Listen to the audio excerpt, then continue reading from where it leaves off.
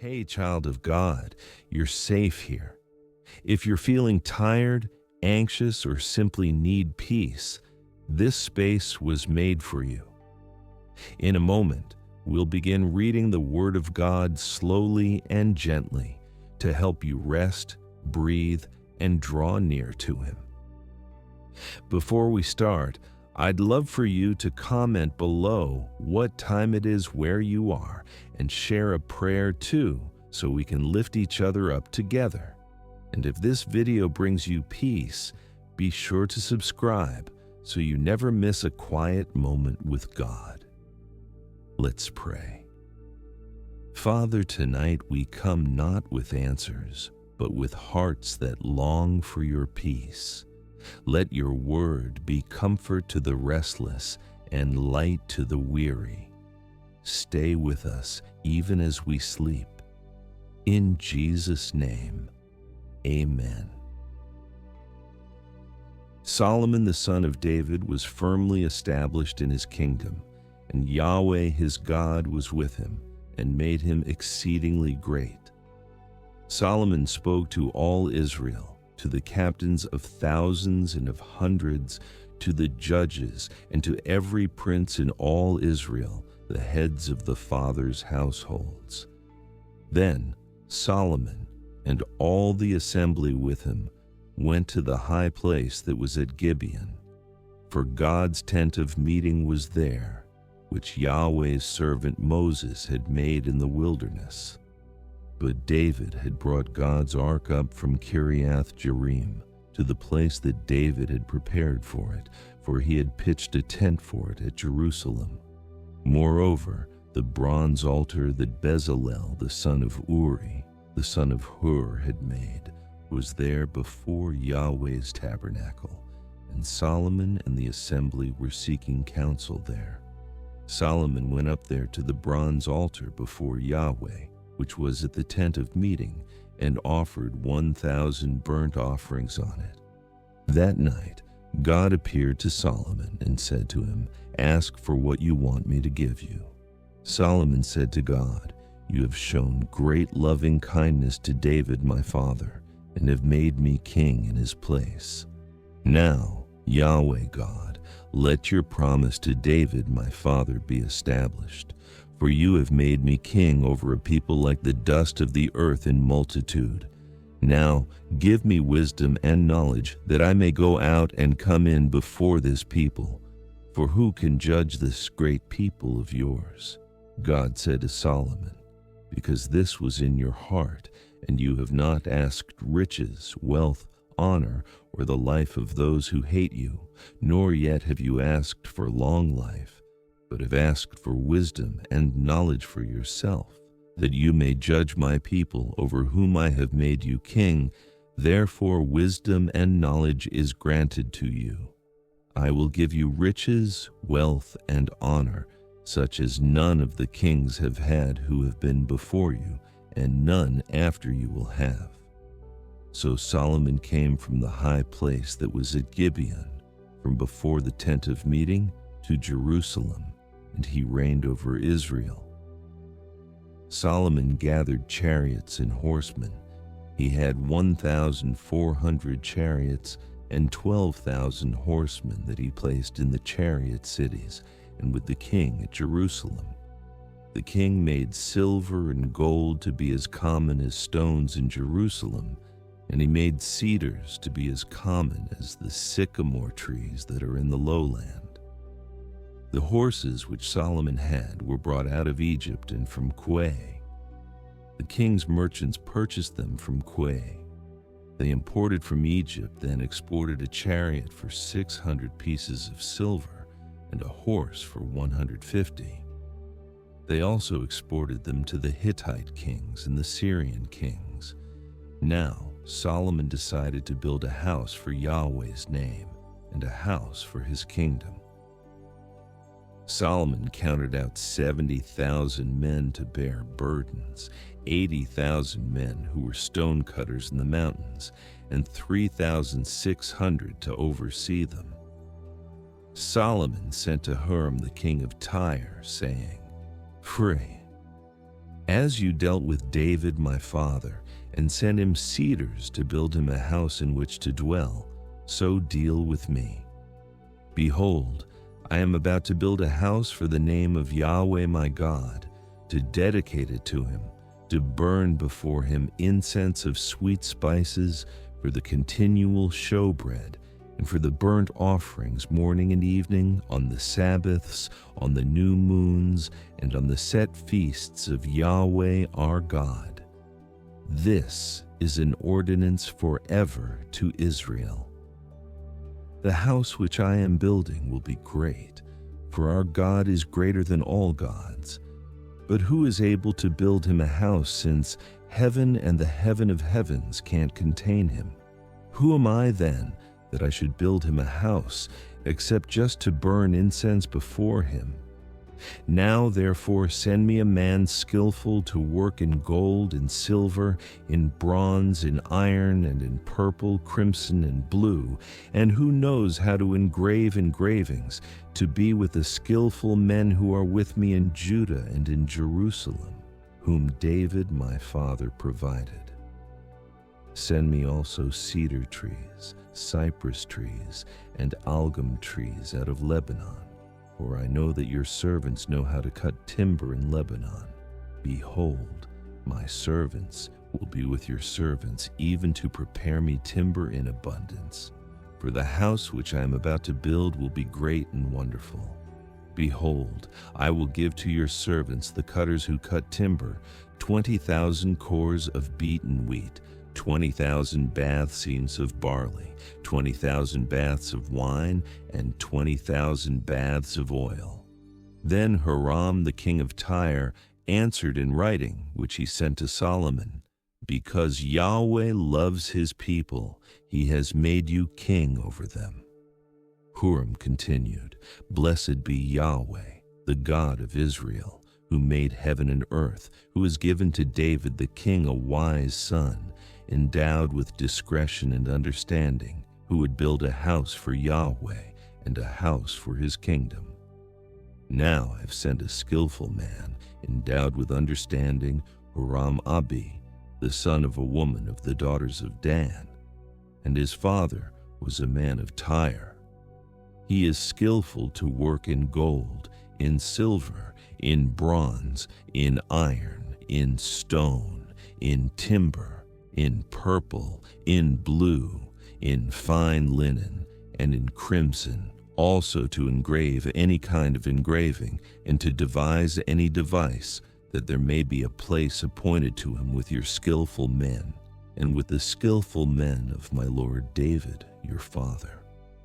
Now therefore, the wheat, the barley, the oil, and the wine which my lord has spoken of, let him send to his servants, and we will cut wood out of Lebanon, as much as you need.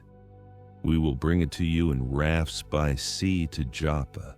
Then you shall carry it up to Jerusalem. Solomon counted all the foreigners who were in the land of Israel, after the census with which David his father had counted them, and they found 153,600. He set 70,000 of them to bear burdens, 80,000 who were stonecutters in the mountains, and 3,600 overseers to assign the people their work.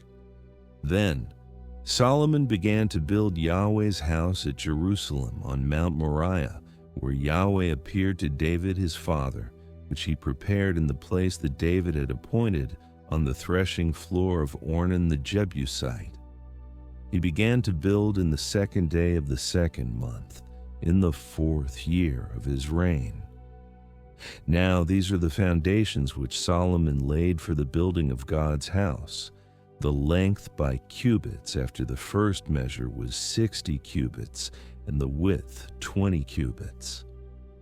The porch that was in front, its length across the width of the house was 20 cubits, and the height 120. And he overlaid it within with pure gold. He made the larger room with a ceiling of cypress wood, which he overlaid with fine gold, and ornamented it with palm trees and chains. He decorated the house with precious stones for beauty. The gold was gold from Parvaim. He also overlaid the house, the beams, the thresholds, its walls, and its doors with gold, and engraved cherubim on the walls.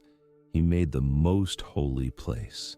Its length, according to the width of the house, was 20 cubits, and its width 20 cubits, and he overlaid it with fine gold, amounting to 600 talents. The weight of the nails was 50 shekels of gold. He overlaid the upper rooms with gold. In the most holy place, he made 2 cherubim by carving, and they overlaid them with gold. The wings of the cherubim were 20 cubits long. The wing of the one was 5 cubits, reaching to the wall of the house, and the other wing was 5 cubits, reaching to the wing of the other cherub. The wing of the other cherub was 5 cubits, reaching to the wall of the house, and the other wing was 5 cubits, joining to the wing of the other cherub. The wings of these cherubim spread themselves out 20 cubits. They stood on their feet, and their faces were toward the house. He made the veil of blue, purple, crimson, and fine linen, and ornamented it with cherubim. Also, he made before the house 2 pillars, 35 cubits high, and the capital that was on the top of each of them was 5 cubits. He made chains in the inner sanctuary and put them on the tops of the pillars, and he made 100 pomegranates and put them on the chains. He set up the pillars before the temple, one on the right hand and the other on the left, and called the name of that on the right hand Jachin, and the name of that on the left Boaz. Then he made an altar of bronze, 20 cubits long, 20 cubits wide, and 10 cubits high. Also, he made the molten sea of 10 cubits from brim to brim. It was round, 5 cubits high, and 30 cubits in circumference. Under it was the likeness of oxen, which encircled it for 10 cubits, encircling the sea. The oxen were in 2 rows, cast when it was cast. It stood on 12 oxen, 3 looking toward the north, 3 looking toward the west, 3 looking toward the south, and 3 looking toward the east. And the sea was set on them above, and all their hindquarters were inward. It was a handbreadth thick. Its brim was made like the brim of a cup, like the flower of a lily. It received and held 3,000 baths. He also made 10 basins and put 5 on the right hand and 5 on the left to wash in them. The things that belonged to the burnt offering were washed in them, but the sea was for the priests to wash in. He made the 10 lampstands of gold according to the ordinance concerning them, and he set them in the temple, 5 on the right hand and 5 on the left. He made also 10 tables and placed them in the temple, 5 on the right side and 5 on the left. He made 100 basins of gold. Furthermore, he made the court of the priests, the great court, and doors for the court, and overlaid their doors with bronze. He set the sea on the right side of the house eastward toward the south. Huram made the pots, the shovels, and the basins. So Huram finished doing the work that he did for King Solomon in God's house: the 2 pillars, the bowls, the 2 capitals which were on the top of the pillars, the 2 networks to cover the 2 bowls of the capitals that were on the top of the pillars, and the 400 pomegranates for the 2 networks, 2 rows of pomegranates for each network to cover the 2 bowls of the capitals that were on the pillars. He also made the bases, and he made the basins on the bases, 1 sea, and the 12 oxen under it. Huram-Abi also made the pots, the shovels, the forks, and all its vessels for King Solomon, for Yahweh's house, of bright bronze. The king cast them in the plain of the Jordan, in the clay ground between Succoth and Zereda. Thus Solomon made all these vessels in great abundance, so that the weight of the bronze could not be determined. Solomon made all the vessels that were in God's house, the golden altar, the tables with the showbread on them, and the lampstands with their lamps to burn according to the ordinance before the inner sanctuary, of pure gold, and the flowers, the lamps, and the tongs of gold that was purest gold, and the snuffers, the basins, the spoons, and the fire pans of pure gold. As for the entry of the house, its inner doors for the most holy place and the doors of the main hall of the temple were of gold. Thus, all the work that Solomon did for Yahweh's house was finished. Solomon brought in the things that David his father had dedicated, even the silver, the gold, and all the vessels, and put them in the treasuries of God's house. Then Solomon assembled the elders of Israel and all the heads of the tribes, the princes of the fathers' households of the children of Israel, to Jerusalem, to bring up the ark of Yahweh's covenant out of David's city, which is Zion. So all the men of Israel assembled themselves to the king at the feast, which was in the 7th month. All the elders of Israel came. The Levites took up the ark. They brought up the ark, the tent of meeting, and all the holy vessels that were in the tent. The Levitical priests brought these up. King Solomon and all the congregation of Israel who were assembled to him were before the ark, sacrificing sheep and cattle that could not be counted or numbered for multitude. The priest brought in the ark of Yahweh's covenant to its place, into the inner sanctuary of the house, to the most holy place, even under the wings of the cherubim. For the cherubim spread out their wings over the place of the ark, and the cherubim covered the ark and its poles above.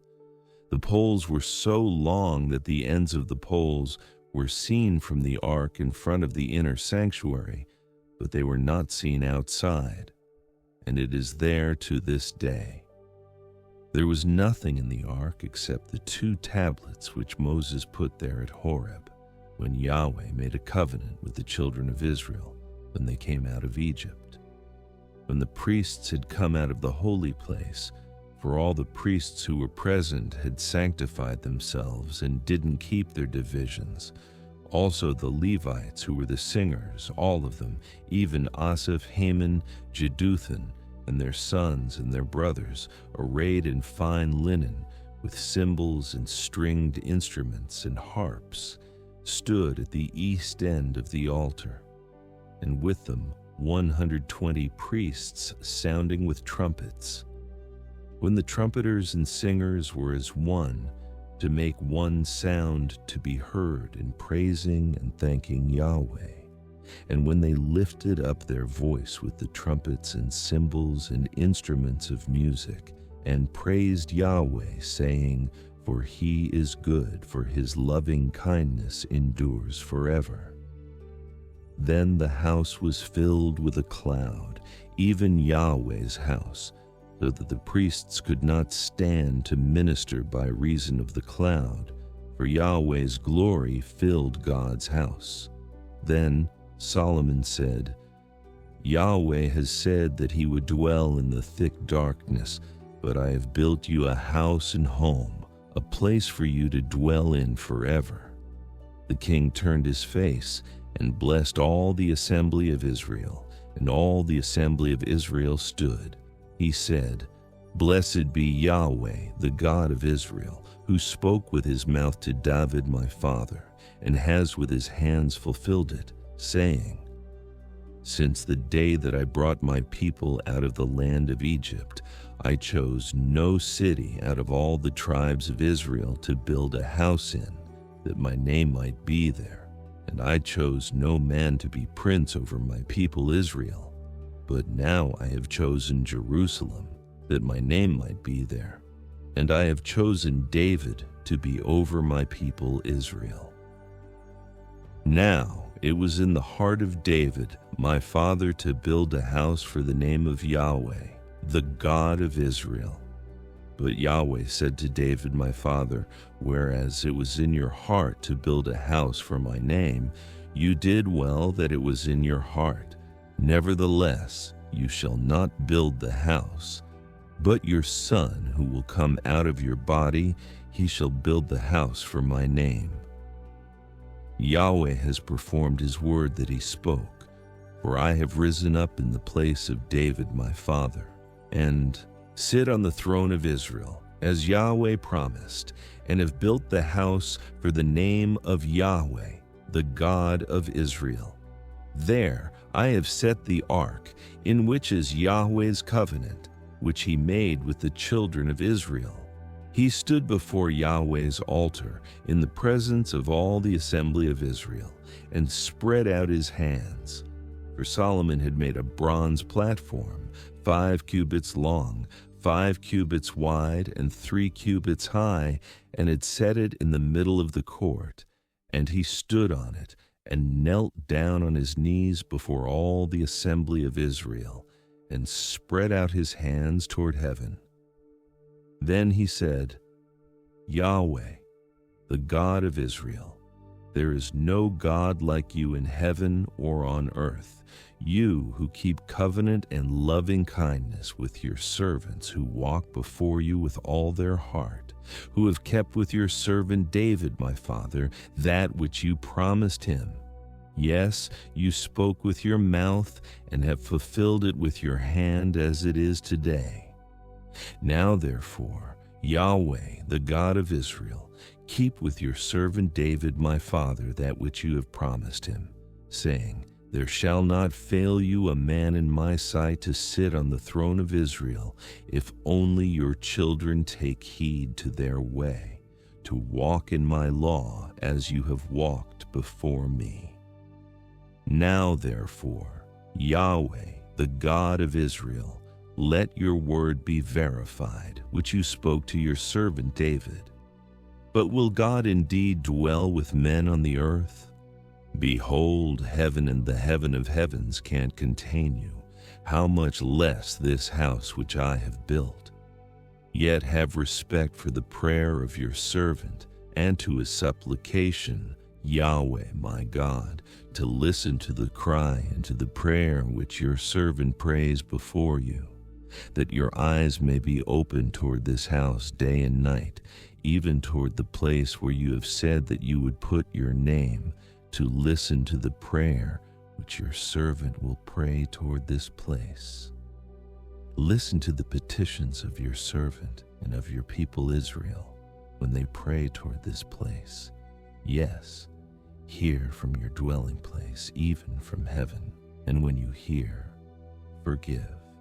Beat, if a man sins against his neighbor, and an oath is laid on him to cause him to swear, and he comes and swears before your altar in this house, then hear from heaven, act and judge your servants, bringing retribution to the wicked, to bring his way on his own head, and justifying the righteous, to give him according to his righteousness. If your people Israel are struck down before the enemy, because they have sinned against you, and they turn again and confess your name, and pray, and make supplication before you in this house, then hear from heaven, and forgive the sin of your people Israel, and bring them again to the land which you gave to them and to their fathers. When the sky is shut up, and there is no rain because they have sinned against you, if they pray toward this place and confess your name and turn from their sin when you afflict them, then hear in heaven and forgive the sin of your servants, your people Israel, when you teach them the good way in which they should walk, and send rain on your land, which you have given to your people for an inheritance.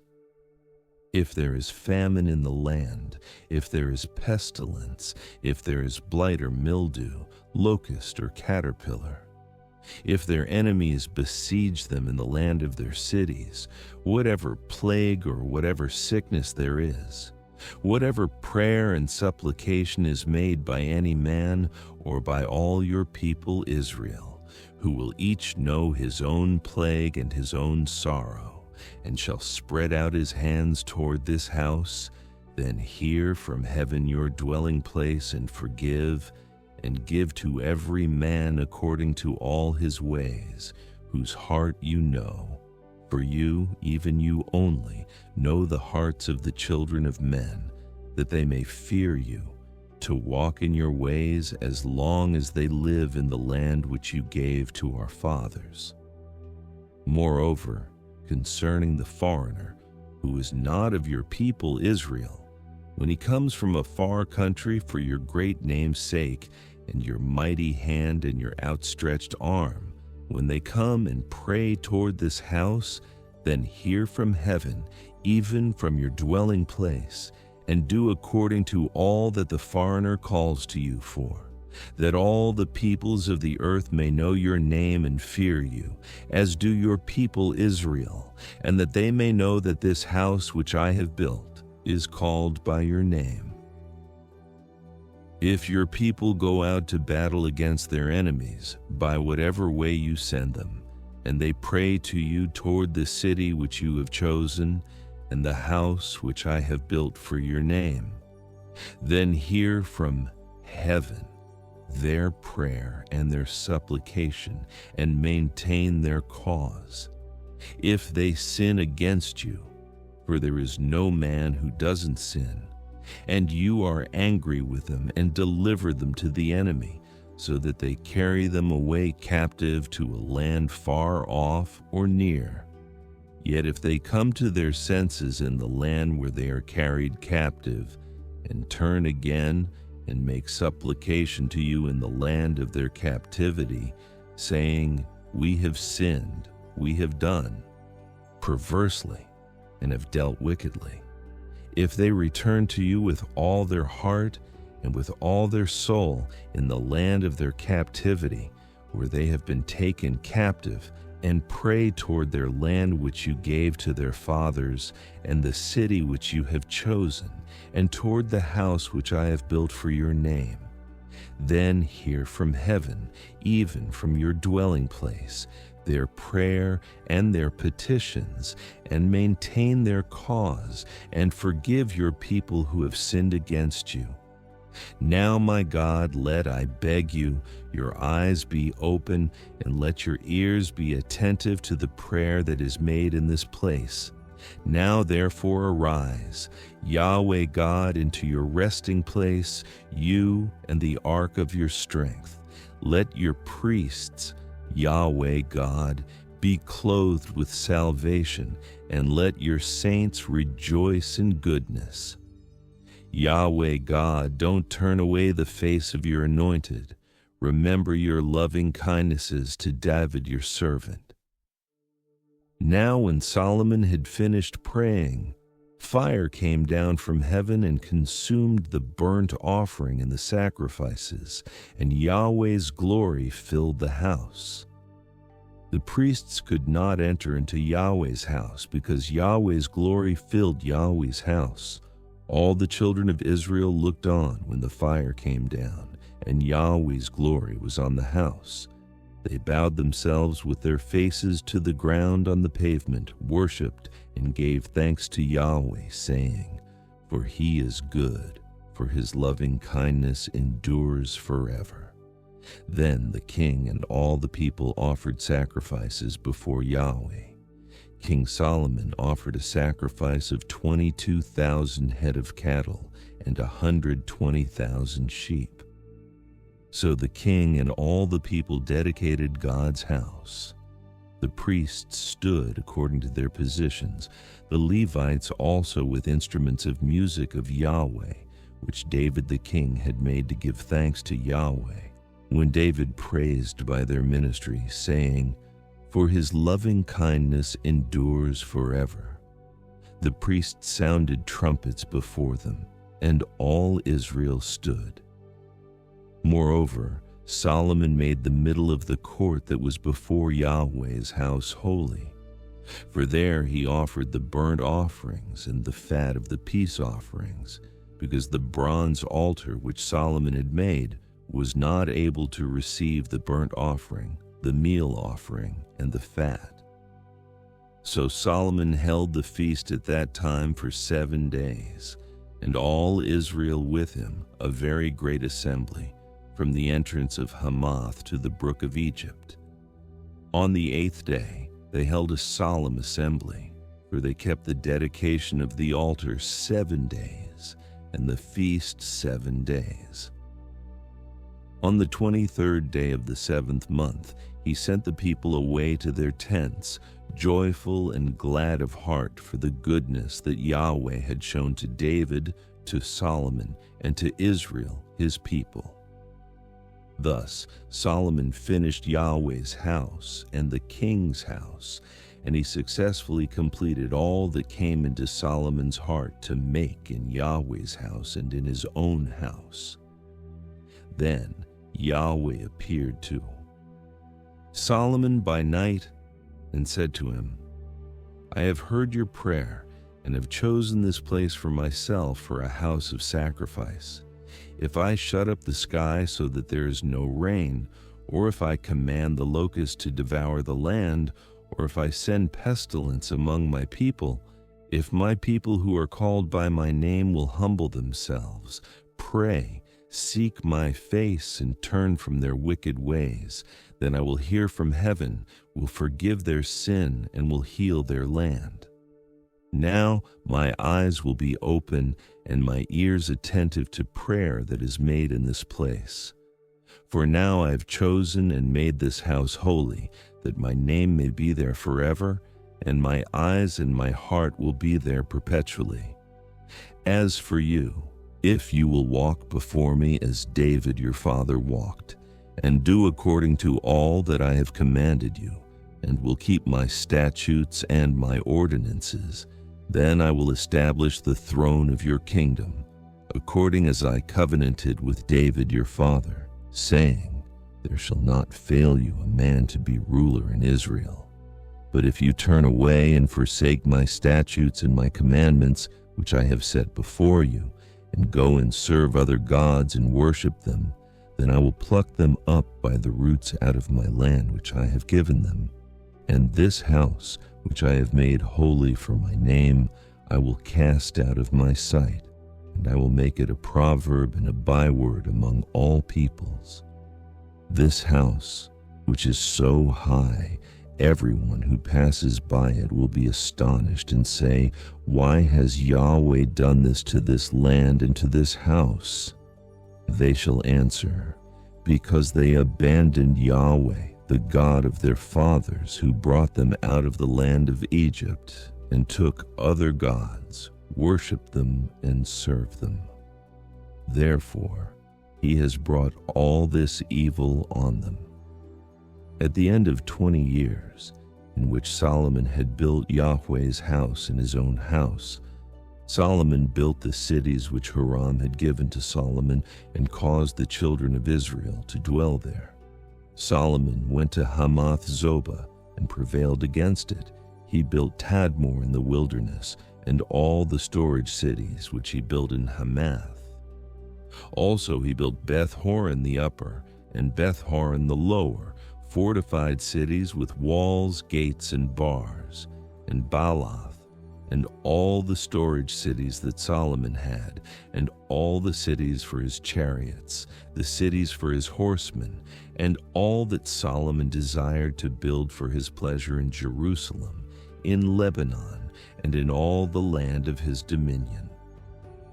As for all the people who were left of the Hittites, the Amorites, the Perizzites, the Hivites, and the Jebusites who were not of Israel, of their children who were left after them in the land, whom the children of Israel didn't consume, of them Solomon conscripted forced labor to this day. But of the children of Israel, Solomon made no servants for his work, but they were men of war, chief of his captains, and rulers of his chariots and of his horsemen. These were the chief officers of King Solomon, even 250 who ruled over the people. Solomon brought up Pharaoh's daughter out of David's city to the house that he had built for her. For he said, "My wife shall not dwell in the house of David, king of Israel, because the places where Yahweh's ark has come are holy."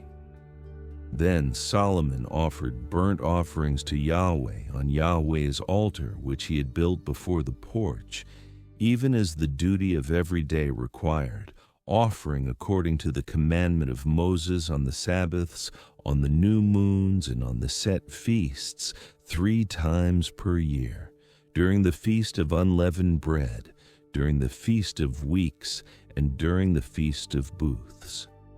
He appointed, according to the ordinance of David his father, the divisions of the priests to their service, and the Levites to their offices, to praise and to minister before the priests, as the duty of every day required, the doorkeepers also by their divisions at every gate, for David the man of God had so commanded.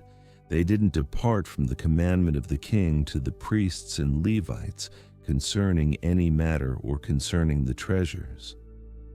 Now all the work of Solomon was accomplished from the day of the foundation of Yahweh's house until it was finished.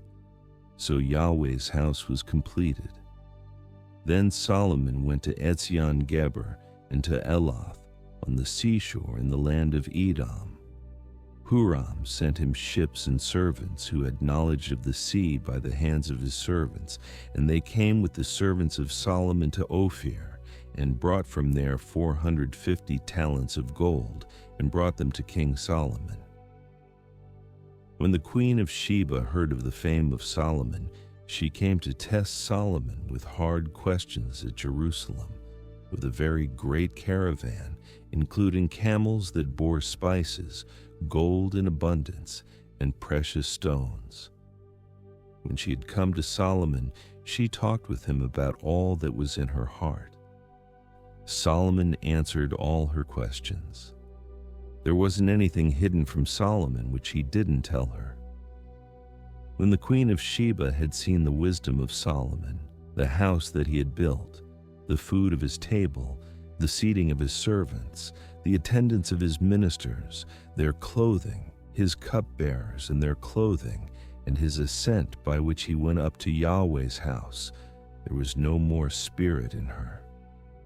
She said to the king, "It was a true report that I heard in my own land of your acts and of your wisdom.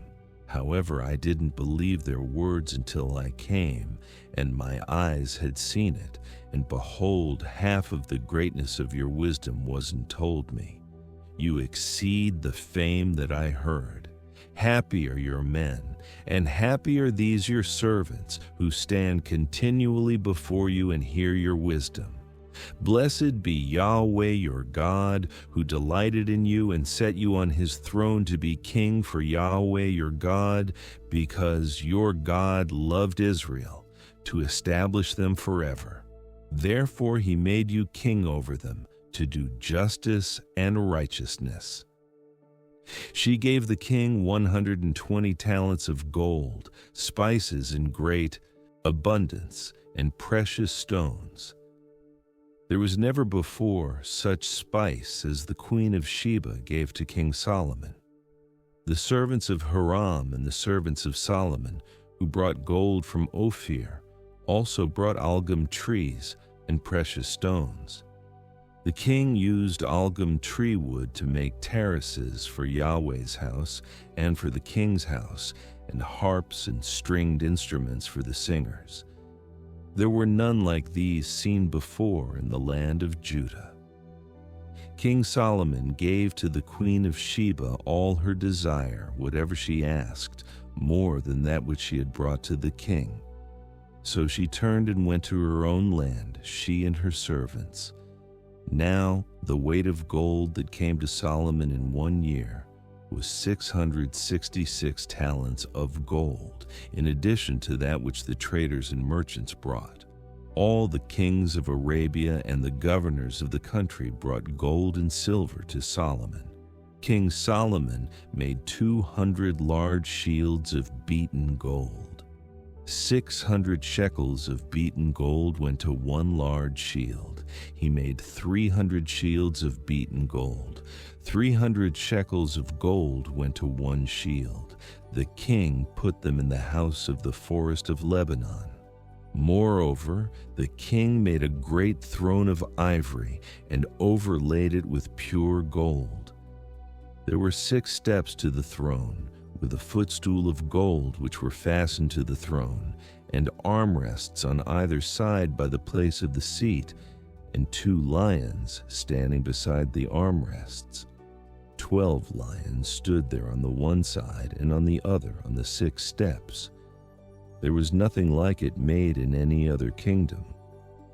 All King Solomon's drinking vessels were of gold, and all the vessels of the house of the forest of Lebanon were of pure gold.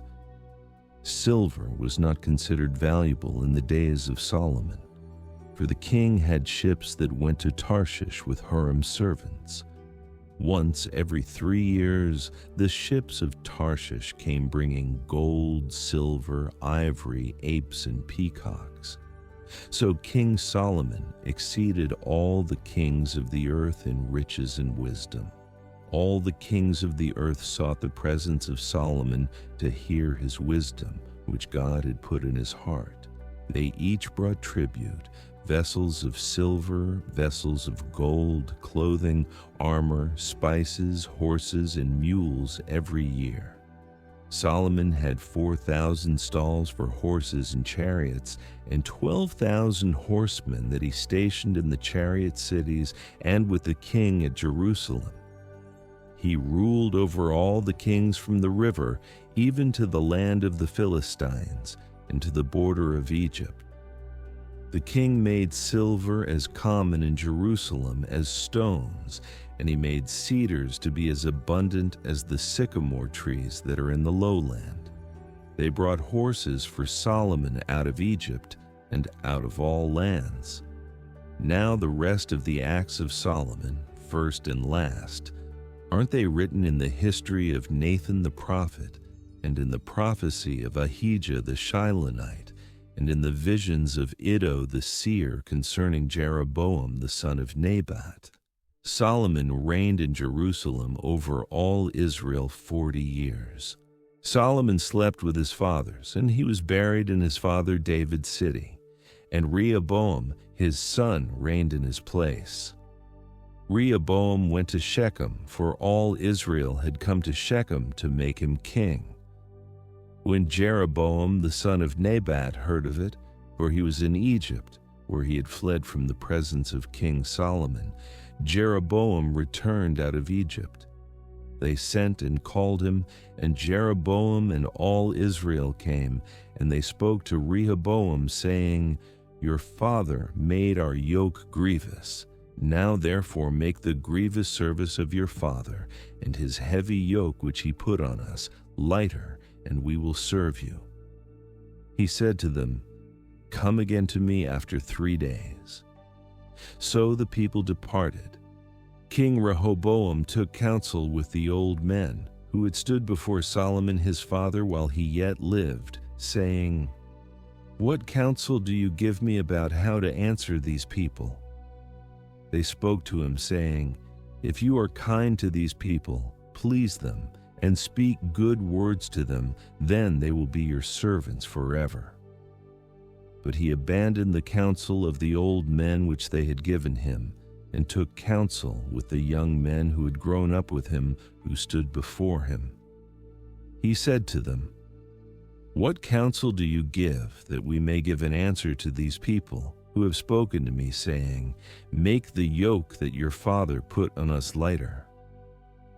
The young men who had grown up with him spoke to him, saying, "Thus you shall tell the people who spoke to you, saying, 'Your father made our yoke heavy, but make it lighter on us.' Thus you shall say to them, 'My little finger is thicker than my father's waist.' Now, whereas my father burdened you with a heavy yoke, I will add to your yoke. My father chastised you with whips, but I will chastise you with scorpions." So Jeroboam and all the people came to Rehoboam the third day, as the king asked, saying, "Come to me again the third day." The king answered them roughly, and King Rehoboam abandoned the counsel of the old men and spoke to them after the counsel of the young men, saying, "My father made your yoke heavy, but I will add to it. My father chastised you with whips, but I will chastise you with scorpions." So the king didn't listen to the people, for it was brought about by God that Yahweh might establish his word, which he spoke by Ahijah the Shilonite to Jeroboam the son of Nebat. When all Israel saw that the king didn't listen to them, the people answered the king, saying, "What portion do we have in David? We don't have an inheritance in the son of Jesse. Every man to your tents, Israel. Now see to your own house, David." So all Israel departed to their tents. But as for the children of Israel who lived in the cities of Judah, Rehoboam reigned over them. Then King Rehoboam sent Hadoram, who was over the men subject to forced labor, and the children of Israel stoned him to death with stones. King Rehoboam hurried to get himself up to his chariot, to flee to Jerusalem. So Israel rebelled against David's house to this day. When Rehoboam had come to Jerusalem, he assembled the house of Judah and Benjamin, 180,000 chosen men who were warriors, to fight against Israel, to bring the kingdom again to Rehoboam. But Yahweh's word came to Shemaiah, the man of God, saying, "Speak to Rehoboam the son of Solomon, king of Judah, and to all Israel in Judah and Benjamin, saying, Yahweh says, you shall not go up, nor fight against your brothers. Every man return to his house, for this thing is of me." So they listened to Yahweh's words and returned from going against Jeroboam. Rehoboam lived in Jerusalem and built cities for defense in Judah. He built Bethlehem, Etam, Tekoa, Beth Zur, Soko, Adullam, Gath, Maresha, Ziph, Adoraim, Lachish, Azekah, Zorah, Aijalon, and Hebron, which are fortified cities in Judah and in Benjamin. He fortified the strongholds and put captains in them with stores of food, oil, and wine. He put shields and spears in every city and made them exceedingly strong. Judah and Benjamin belonged to him. The priests and the Levites who were in all Israel stood with him out of all their territory. For the Levites left their pasture lands and their possessions and came to Judah and Jerusalem, for Jeroboam and his sons cast them off, that they should not execute the priest's office to Yahweh. He himself appointed priests for the high places, for the male goat and calf idols which he had made.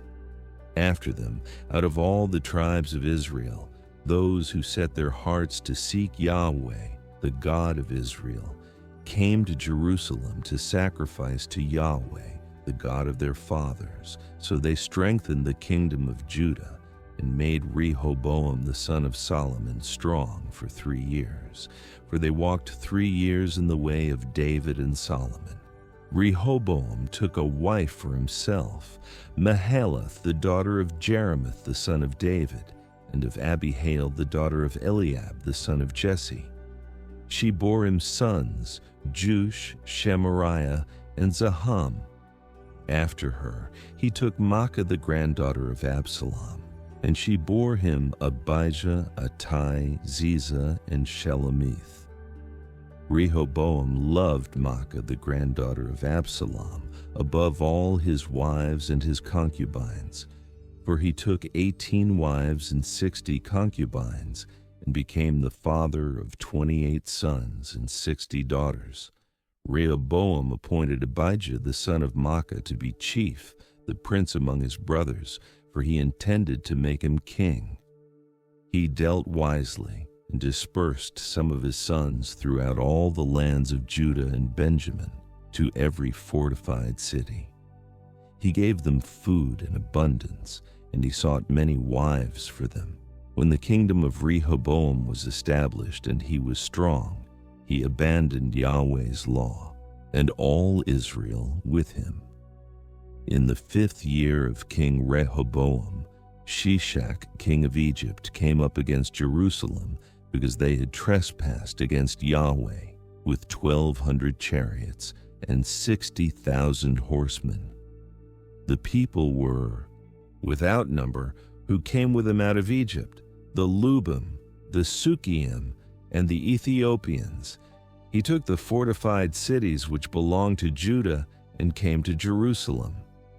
Now Shemaiah the prophet came to Rehoboam and to the princes of Judah who were gathered together to Jerusalem because of Shishak, and said to them, Yahweh says, you have forsaken me, therefore I have also left you in the hand of Shishak. Then the princes of Israel and the king humbled themselves, and they said, Yahweh is righteous. When Yahweh saw that they humbled themselves, Yahweh's word came to Shemaiah, saying, They have humbled themselves. I will not destroy them, but I will grant them some deliverance, and my wrath won't be poured out on Jerusalem by the hand of Shishak. Nevertheless, they will be his servants, that they may know my service, and the service of the kingdoms of the countries. So Shishak, king of Egypt, came up against Jerusalem and took away the treasures of Yahweh's house and the treasures of the king's house. He took it all away. He also took away the shields of gold which Solomon had made. King Rehoboam made shields of bronze in their place and committed them to the hands of the captains of the guard who kept the door of the king's house. As often as the king entered into Yahweh's house, the guard came and bore them, then brought them back into the guard room. When he humbled himself, Yahweh's wrath turned from him so as not to destroy him altogether. Moreover, there were good things found in Judah. So King Rehoboam strengthened himself in Jerusalem and reigned. For Rehoboam was 41 years old when he began to reign. And he reigned 17 years in Jerusalem, the city which Yahweh had chosen out of all the tribes of Israel to put his name there. His mother's name was Naamah the Ammonitess. He did that which was evil because he didn't set his heart to seek Yahweh. Now, the acts of Rehoboam, first and last, aren't they written in the histories of Shemaiah the prophet and of Iddo the seer in the genealogies? There were wars between Rehoboam and Jeroboam continually. Rehoboam slept with his fathers and was buried in David's city, and Abijah, his son, reigned in his place. In the 18th year of King Jeroboam, Abijah began to reign over Judah. He reigned 3 years in Jerusalem. His mother's name was Micaiah, the daughter of Uriel of Gibeah. There was war between Abijah and Jeroboam. Abijah joined battle with an army of valiant men of war, even 400,000 chosen men, and Jeroboam set the battle in array against him with 800,000 chosen men, who were mighty men of valor. Abijah stood up on Mount Zemaraim, which is in the hill country of Ephraim, and said, Hear me, Jeroboam and all Israel. Ought you not to know that Yahweh, the God of Israel, gave the kingdom over Israel to David forever, even to him and to his sons by a covenant of salt? Yet Jeroboam the son of Nebat, the servant of Solomon the son of David, rose up and rebelled against his Lord. Worthless men were gathered to him, wicked fellows who strengthened themselves against Rehoboam the son of Solomon. when Rehoboam was young and tender-hearted and could not withstand them. Now you intend to withstand the kingdom of Yahweh in the hand of the sons of David. You are a great multitude, and the golden calves which Jeroboam made you for gods are with you. Haven't you driven out the priests of Yahweh, the sons of Aaron, and the Levites, and made priests for yourselves according to the ways of the peoples of other lands? Whoever comes to consecrate himself with a young bull and 7 rams may be a priest of those who are no gods. But as for us, Yahweh is our God, and we have not forsaken him. We have priests serving Yahweh, the sons of Aaron, and the Levites in their work. They burn to Yahweh every morning and every evening burnt offerings and sweet incense. They also set the showbread in order on the pure table and care for the gold lampstand with its lamps to burn every evening. For we keep the instruction of Yahweh our God, but you have forsaken him. Behold, God is with us at our head, and his priests with the trumpets of alarm to sound an alarm against you. Children of Israel, don't fight against Yahweh, the God of your fathers, for you will not prosper. But Jeroboam caused an ambush to come about behind them, so they were before Judah, and the ambush was behind them. When Judah looked back, behold, the battle was before and behind them, and they cried to Yahweh, and the priests sounded with the trumpets. Then the men of Judah gave a shout. As the men of Judah shouted, God struck Jeroboam and all Israel before Abijah and Judah. The children of Israel fled before Judah, and God delivered them into their hand. Abijah and his people killed them with a great slaughter. So 500,000 chosen men of Israel fell down slain. Thus the children of Israel were brought under at that time, and the children of Judah prevailed, because they relied on Yahweh, the God of their fathers. Abijah pursued Jeroboam and took cities from him, Bethel with its villages, Jeshanah with its villages, and Ephron with its villages. Jeroboam didn't recover strength again in the days of Abijah. Yahweh struck him, and he died. But Abijah grew mighty and took for himself 14 wives and became the father of 22 sons and 16 daughters. The rest of the acts of Abijah, his ways and his sayings, are written in the commentary of the prophet Iddo. So Abijah slept with his fathers, and they buried him in David's city. And Asa his son reigned in his place.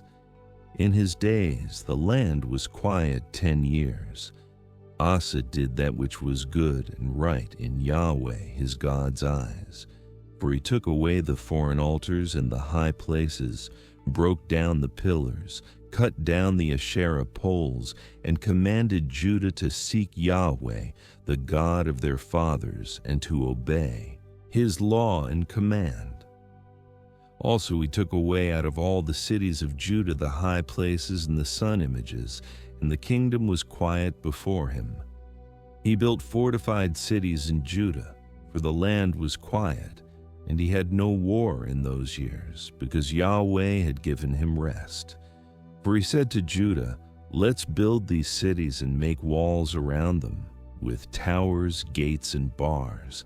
The land is yet before us, because we have sought Yahweh our God. We have sought him, and he has given us rest on every side. So they built and prospered. Asa had an army of 300,000 out of Judah, who bore bucklers and spears, and 280,000 out of Benjamin, who bore shields and drew bows. All these were mighty men of valor. Zerah the Ethiopian came out against them with an army of 1,000,000 troops and 300 chariots, and he came to Mareshah. Then Asa went out to meet him, and they set the battle in array in the valley of Zephathah at Mareshah.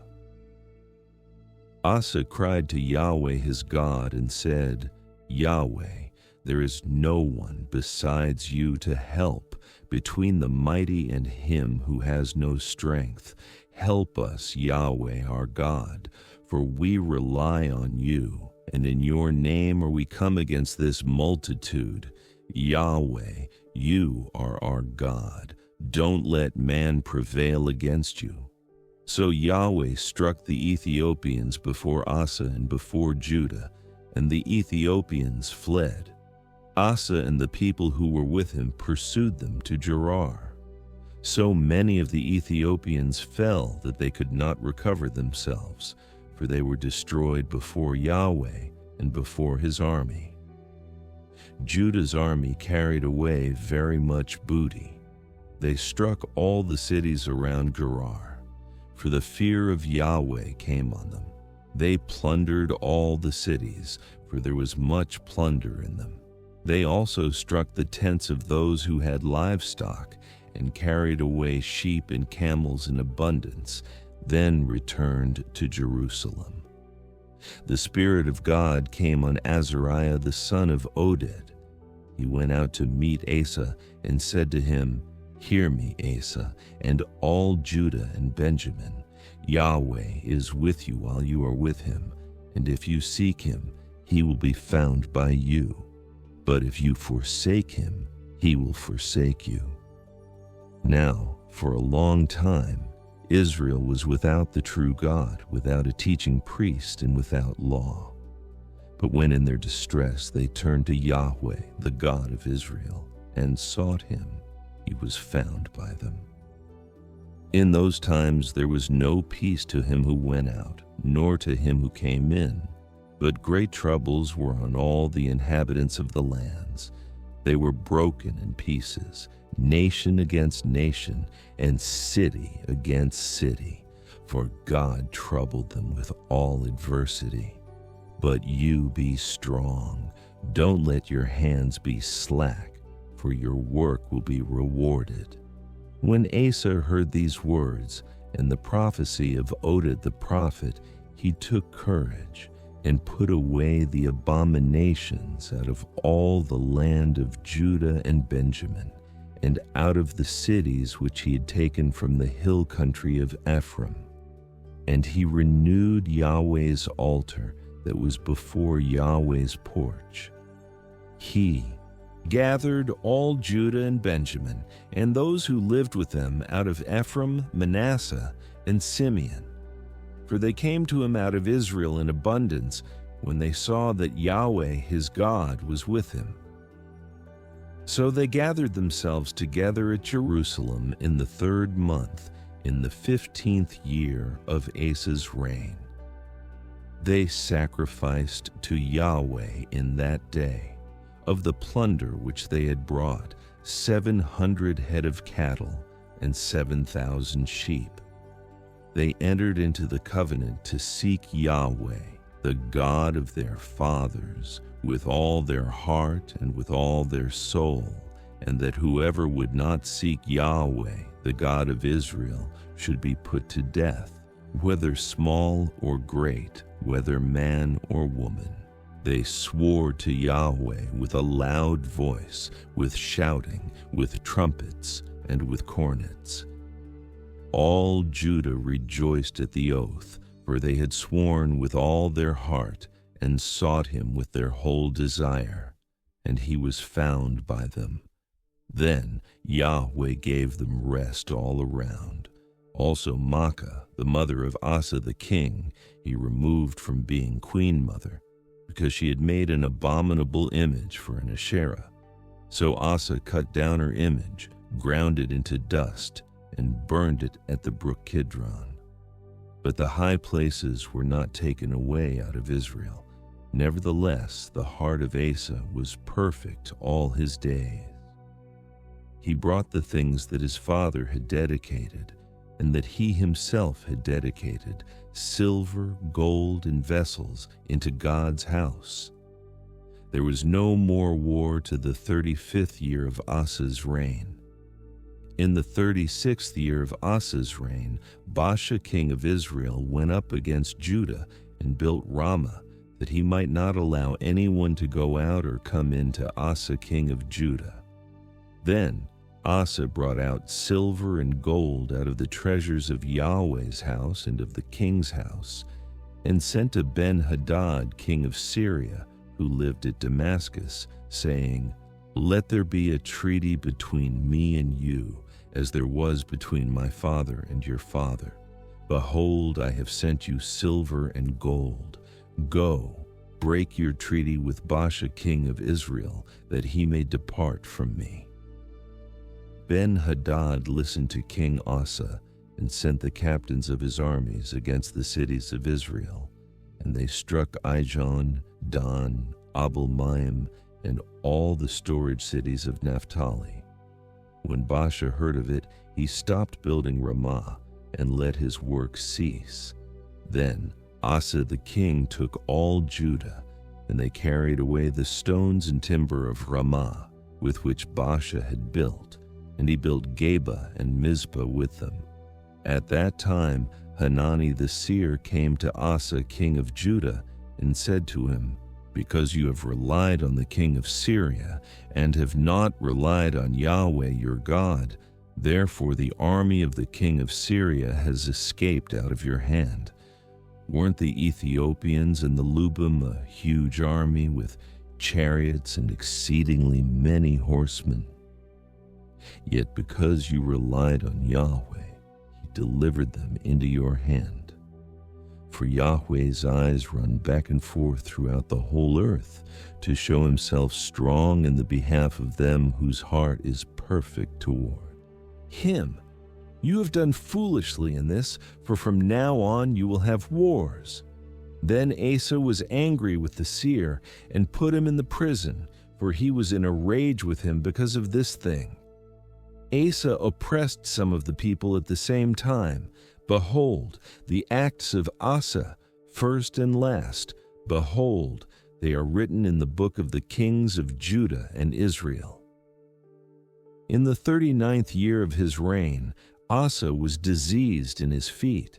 His disease was exceedingly great, yet in his disease he didn't seek Yahweh, but just the physicians. Asa slept with his fathers and died in the 41st year of his reign.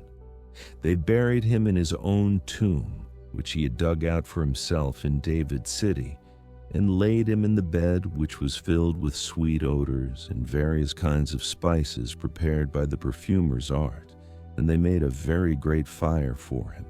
Jehoshaphat his son reigned in his place and strengthened himself against Israel. He placed forces in all the fortified cities of Judah, and set garrisons in the land of Judah and in the cities of Ephraim, which Asa his father had taken. Yahweh was with Jehoshaphat, because he walked in the first ways of his father David, and didn't seek the Baals, but sought the God of his father, and walked in his commandments, and not in the ways of Israel. Therefore Yahweh established the kingdom in his hand. All Judah brought tribute to Jehoshaphat, and he had riches and honor in abundance. His heart was lifted up in the ways of Yahweh. Furthermore, he took away the high places and the Asherah poles out of Judah. Also in the 3rd year of his reign, he sent his princes, even Ben-Hail, Obadiah, Zechariah, Nethanel, and Micaiah, to teach in the cities of Judah, and with them Levites, even Shemaiah, Nethaniah, Zebediah, Asahel, Shemiramoth, Jehonathan, Adonijah, Tobijah, and Tobadonijah, the Levites, and with them Elishama and Jehoram, the priests. They taught in Judah, having the book of Yahweh's law with them. They went about throughout all the cities of Judah and taught among the people. The fear of Yahweh fell on all the kingdoms of the lands that were around Judah, so that they made no war against Jehoshaphat. Some of the Philistines brought Jehoshaphat presents and silver for tribute. The Arabians also brought him flocks, 7,700 rams, and 7,700 male goats. Jehoshaphat grew great exceedingly, and he built fortresses and store cities in Judah. He had many works in the cities of Judah, and men of war, mighty men of valor, in Jerusalem. This was the numbering of them according to their fathers' houses. From Judah, the captains of thousands, Adnah the captain, and with him 300,000 mighty men of valor, and next to him Jehohanan the captain, and with him 280,000, and next to him Amasiah the son of Zichri, who willingly offered himself to Yahweh, and with him 200,000 mighty men of valor. From Benjamin, Eliada, a mighty man of Orphah, valor, and with him 200,000 armed with bow and shield, and next to him Jehozabad, and with him 180,000 ready and prepared for war. These were those who waited on the king, in addition to those whom the king put in the fortified cities throughout all Judah. Now Jehoshaphat had riches and honor in abundance, and he allied himself with Ahab. After some years he went down to Ahab to Samaria. Ahab killed sheep and cattle for him in abundance, and for the people who were with him, and moved him to go up with him to Ramoth-Gilead. Ahab king of Israel said to Jehoshaphat king of Judah, "Will you go with me to Ramoth-Gilead?" He answered him, "I am as you are, and my people as your people. We will be with you in the war." Jehoshaphat said to the king of Israel, "Please inquire first for Yahweh's word." Then the king of Israel gathered the prophets together, 400 men, and said to them, "Shall we go to Ramoth-Gilead to battle, or shall I forbear?" They said, "Go up, for God will deliver it into the hand of the king." But Jehoshaphat said, "Isn't there here a prophet of Yahweh besides, that we may inquire of him?" The king of Israel said to Jehoshaphat, "There is yet one man by whom we may inquire of Yahweh, but I hate him, for he never prophesies good concerning me, but always evil. He is Micaiah the son of Imlah." Jehoshaphat said, "Don't let the king say so." Then the king of Israel called an officer and said, "Get Micaiah the son of Imlah quickly." Now the king of Israel and Jehoshaphat the king of Judah each sat on his throne, arrayed in their robes, and they were sitting in an open place at the entrance of the gate of Samaria, and all the prophets were prophesying before them. Zedekiah the son of Chenaanah made himself horns of iron, and said, "Yahweh says, with these you shall push the Syrians until they are consumed." All the prophets prophesied so, saying, "Go up to Ramoth-Gilead and prosper, for Yahweh will deliver it into the hand of the king." The messenger who went to call Micaiah spoke to him, saying, "Behold, the words of the prophets declare good to the king with one mouth.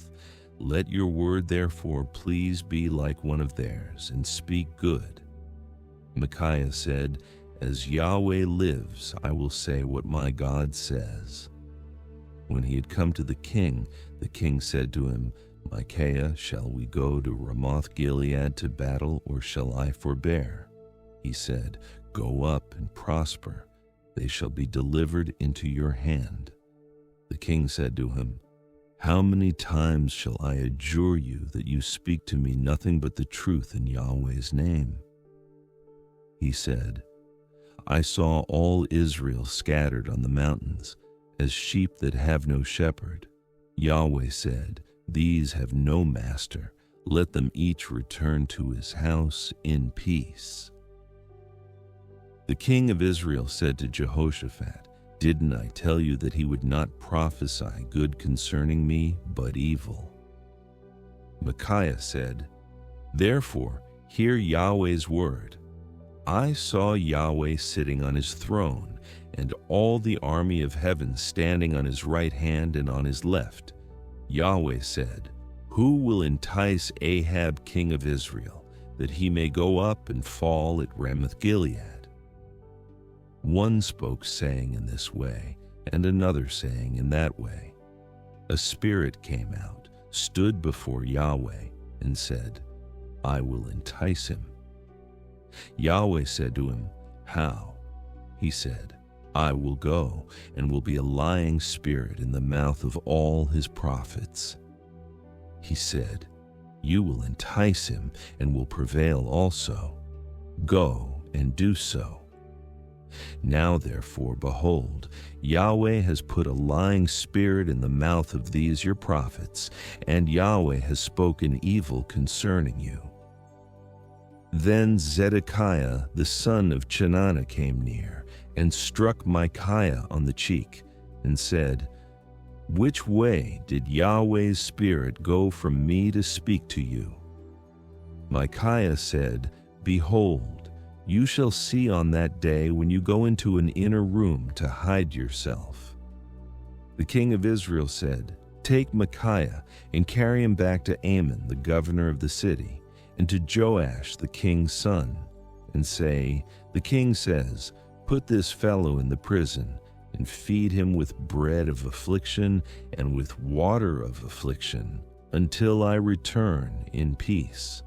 Micaiah said, "If you return at all in peace, Yahweh has not spoken by me." He said, "Listen, you people, all of you." So the king of Israel and Jehoshaphat, the king of Judah, went up to Ramoth-Gilead. The king of Israel said to Jehoshaphat, "I will disguise myself and go into the battle, but you put on your robes." So the king of Israel disguised himself, and they went into the battle. Now the king of Syria had commanded the captains of his chariots, saying, "Don't fight with small nor great, except only with the king of Israel." When the captains of the chariots saw Jehoshaphat, they said, "It is the king of Israel." Therefore they turned around to fight against him. But Jehoshaphat cried out, and Yahweh helped him, and God moved them to depart from him. When the captains of the chariots saw that it was not the king of Israel, they turned back from pursuing him. A certain man drew his bow at random and struck the king of Israel between the joints of the armor. Therefore he said to the driver of the chariot, "Turn around and carry me out of the battle, for I am severely wounded." The battle increased that day.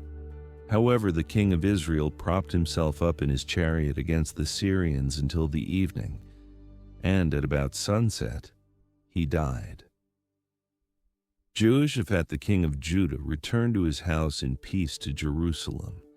Jehu the son of Hanani the seer went out to meet him and said to King Jehoshaphat, "Should you help the wicked and love those who hate Yahweh? Because of this, wrath is on you from before Yahweh. Nevertheless, there are good things found in you, in that you have put away the Asheroth out of the land, and have set your heart to seek God." Jehoshaphat lived at Jerusalem, and he went out again among the people from Beersheba to the hill country of Ephraim, and brought them back to Yahweh, the God of their fathers. He set judges in the land throughout all the fortified cities of Judah, city by city, and said to the judges, "Consider what you do, for you don't judge for man but for Yahweh, and he is with you in the judgment. Now therefore, let the fear of Yahweh be on you. Take heed and do it, for there is no iniquity with Yahweh our God, nor respect of persons, nor taking of bribes." Moreover, in Jerusalem, Jehoshaphat appointed certain Levites, priests, and heads of the fathers' households of Israel to give judgment for Yahweh and for controversies. They returned to Jerusalem. He commanded them, saying, "You shall do this in the fear of Yahweh. faithfully and with a perfect heart, whenever any controversy comes to you from your brothers who dwell in their cities, between blood and blood, between law and commandment, statutes and ordinances, you must warn them, that they not be guilty toward Yahweh, and so wrath come on you and on your brothers. Do this, and you will not be guilty. Behold, Amariah the chief priest is over you in all matters of Yahweh, and Zebediah the son of Ishmael, the ruler of the house of Judah, in all the king's matters. Also the Levites shall be officers before you. Deal courageously, and may Yahweh be with the good. After this, the children of Moab, the children of Ammon, and with them some of the Ammonites, came against Jehoshaphat to battle.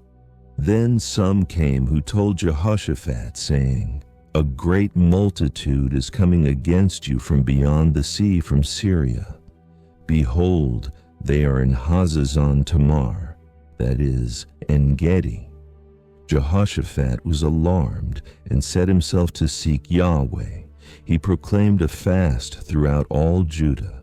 Judah gathered themselves together to seek help from Yahweh. They came out of all the cities of Judah to seek Yahweh. Jehoshaphat stood in the assembly of Judah and Jerusalem, in Yahweh's house before the new court, and he said, Yahweh, the God of our fathers, aren't you God in heaven? Aren't you ruler over all the kingdoms of the nations? Power and might are in your hand, so that no one is able to withstand you. Didn't you, our God, drive out the inhabitants of this land before your people Israel, and give it to the offspring of Abraham, your friend, forever? They lived in it, and have built you a sanctuary in it for your name, saying, If evil comes on us, the sword, judgment, pestilence, or famine, we will stand before this house and before you, for your name is in this house, and cry to you in our affliction, and you will hear and save. Now, behold, the children of Ammon and Moab and Mount Seir, whom you would not let Israel invade when they came out of the land of Egypt, but they turned away from them and didn't destroy them. Behold how they reward us to come to cast us out of your possession, which you have given us to inherit. Our God, will you not judge them? For we have no might against this great company that comes against us. We don't know what to do, but our eyes are on you. All Judah stood before Yahweh with their little ones, their wives and their children. Then Yahweh's Spirit came on Jahaziel the son of Zechariah, the son of Benaiah, the son of Jael, the son of Mattaniah, the Levite of the sons of Asaph, in the middle of the assembly. And he said, Listen, all Judah, and you inhabitants of Jerusalem, and you, King Jehoshaphat. Yahweh says to you, Don't be afraid, and don't be dismayed because of this great multitude, for the battle is not yours, but God's. Tomorrow go down against them. Behold, they are coming up by the ascent of Ziz. You will find them at the end of the valley, before the wilderness of Jeruel. You will not need to fight this battle. Set yourselves, stand still, and see the salvation of Yahweh with you, O Judah and Jerusalem. Don't be afraid, nor be dismayed. Go out against them tomorrow, for Yahweh is with you. Jehoshaphat bowed his head with his face to the ground, and all Judah and the inhabitants of Jerusalem fell down before Yahweh, worshiping Yahweh. The Levites, of the children of the Kohathites and of the children of the Korahites, stood up to praise Yahweh, the God of Israel, with an exceedingly loud voice. They rose early in the morning and went out into the wilderness of Tekoa. As they went out, Jehoshaphat stood and said, Listen to me, Judah, and you inhabitants of Jerusalem. Believe in Yahweh your God, so you will be established. Believe his prophets, so you will prosper. When he had taken counsel with the people, he appointed those who were to sing to Yahweh and give praise in holy array as they go out before the army and say, "Give thanks to Yahweh, for his loving kindness endures forever." When they began to sing and to praise, Yahweh set ambushers against the children of Ammon, Moab, and Mount Seir, who had come against Judah, and they were struck. For the children of Ammon and Moab stood up against the inhabitants of Mount Seir to utterly kill and destroy them. When they had finished the inhabitants of Seir, everyone helped to destroy each other. When Judah came to the place overlooking the wilderness, they looked at the multitude, and behold, they were dead bodies fallen to the earth, and there were none who escaped. When Jehoshaphat and his people came to take their plunder, they found among them in abundance both riches and dead bodies with precious jewels, which they stripped off for themselves, more than they could carry away. They took plunder for 3 days. It was so much. On the 4th day, they assembled themselves in Berakah Valley, for there they blessed Yahweh. Therefore, the name of that place was called Beratah Valley to this day. Then they returned, every man of Judah and Jerusalem, with Jehoshaphat in front of them, to go again to Jerusalem with joy, for Yahweh had made them to rejoice over their enemies. They came to Jerusalem with stringed instruments, harps, and trumpets to Yahweh's house. The fear of God was on all the kingdoms of the countries when they heard that Yahweh fought against the enemies of Israel. So the realm of Jehoshaphat was quiet, for his God gave him rest all around. So Jehoshaphat reigned over Judah. He was 35 years old when he began to reign. He reigned 25 years in Jerusalem. His mother's name was Azubah, the daughter of Shilhi. He walked in the way of Asa his father and didn't turn away from it, doing that which was right in Yahweh's eyes. However, the high places were not taken away, and the people had still not set their hearts on the God of their fathers.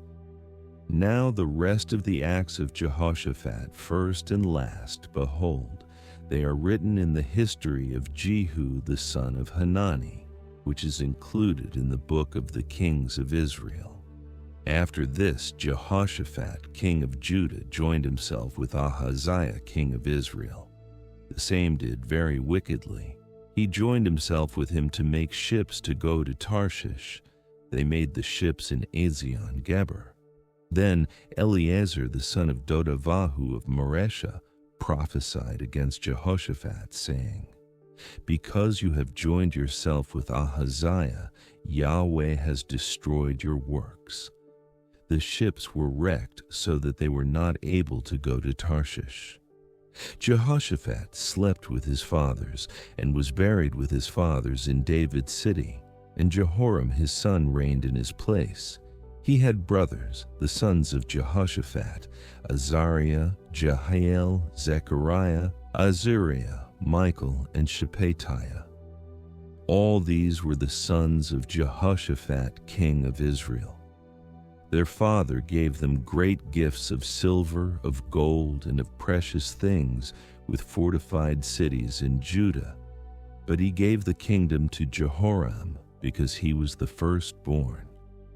Now when Jehoram had risen up over the kingdom of his father, and had strengthened himself, he killed all his brothers with the sword, and also some of the princes of Israel. Jehoram was 32 years old when he began to reign, and he reigned 8 years in Jerusalem. He walked in the way of the kings of Israel, as did Ahab's house, for he had Ahab's daughter as his wife. He did that which was evil in Yahweh's sight. However, Yahweh would not destroy David's house because of the covenant that he had made with David, and as he promised to give a lamp to him and to his children always. In his days, Edom revolted from under the hand of Judah and made a king over themselves.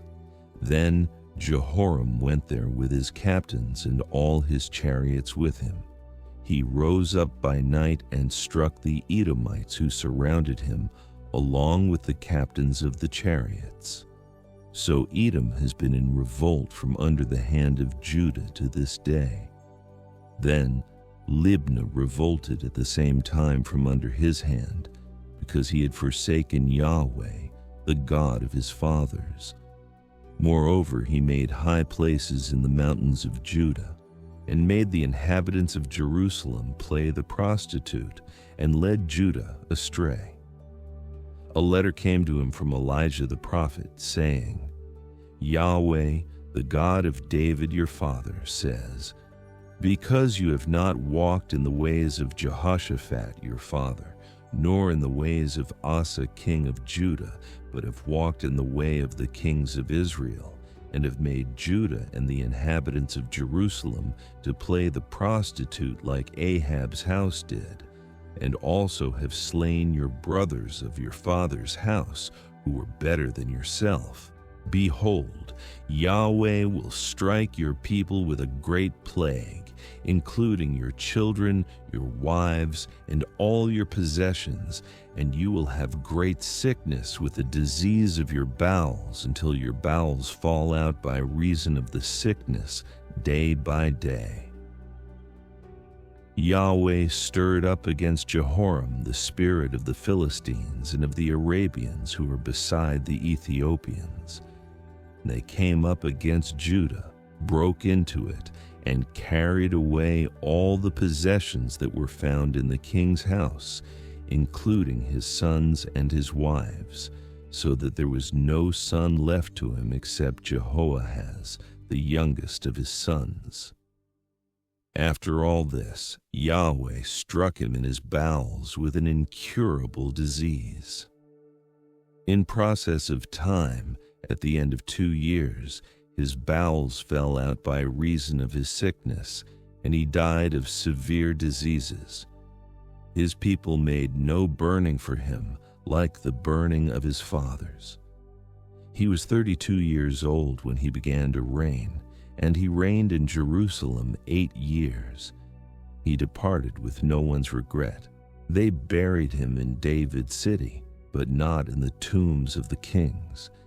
The inhabitants of Jerusalem made Ahaziah his youngest son king in his place, because the band of men who came with the Arabians to the camp had slain all the oldest. So Ahaziah the son of Jehoram king of Judah reigned. Ahaziah was 42 years old when he began to reign, and he reigned 1 year in Jerusalem. His mother's name was Athaliah, the daughter of Omri. He also walked in the ways of Ahab's house, because his mother was his counselor and acting wickedly. He did that which was evil in Yahweh's sight, as did Ahab's house, for they were his counselors after the death of his father, to his destruction. He also followed their counsel and went with Jehoram the son of Ahab king of Israel to war against Hazael king of Syria at Ramoth Gilead. And the Syrians wounded Joram. He returned to be healed in Jezreel of the wounds which they had given him at Ramah when he fought against Hazael king of Syria. Azariah the son of Jehoram king of Judah went down to see Jehoram the son of Ahab in Jezreel, because he was sick. Now the destruction of Ahaziah was of God, in that he went to Joram, for when he had come, he went out with Jehoram against Jehu the son of Nimshi, whom Yahweh had anointed to cut off Ahab's house. When Jehu was executing judgment on Ahab's house, He found the princes of Judah and the sons of the brothers of Ahaziah serving Ahaziah, and killed them. He sought Ahaziah, and they caught him. Now he was hiding in Samaria.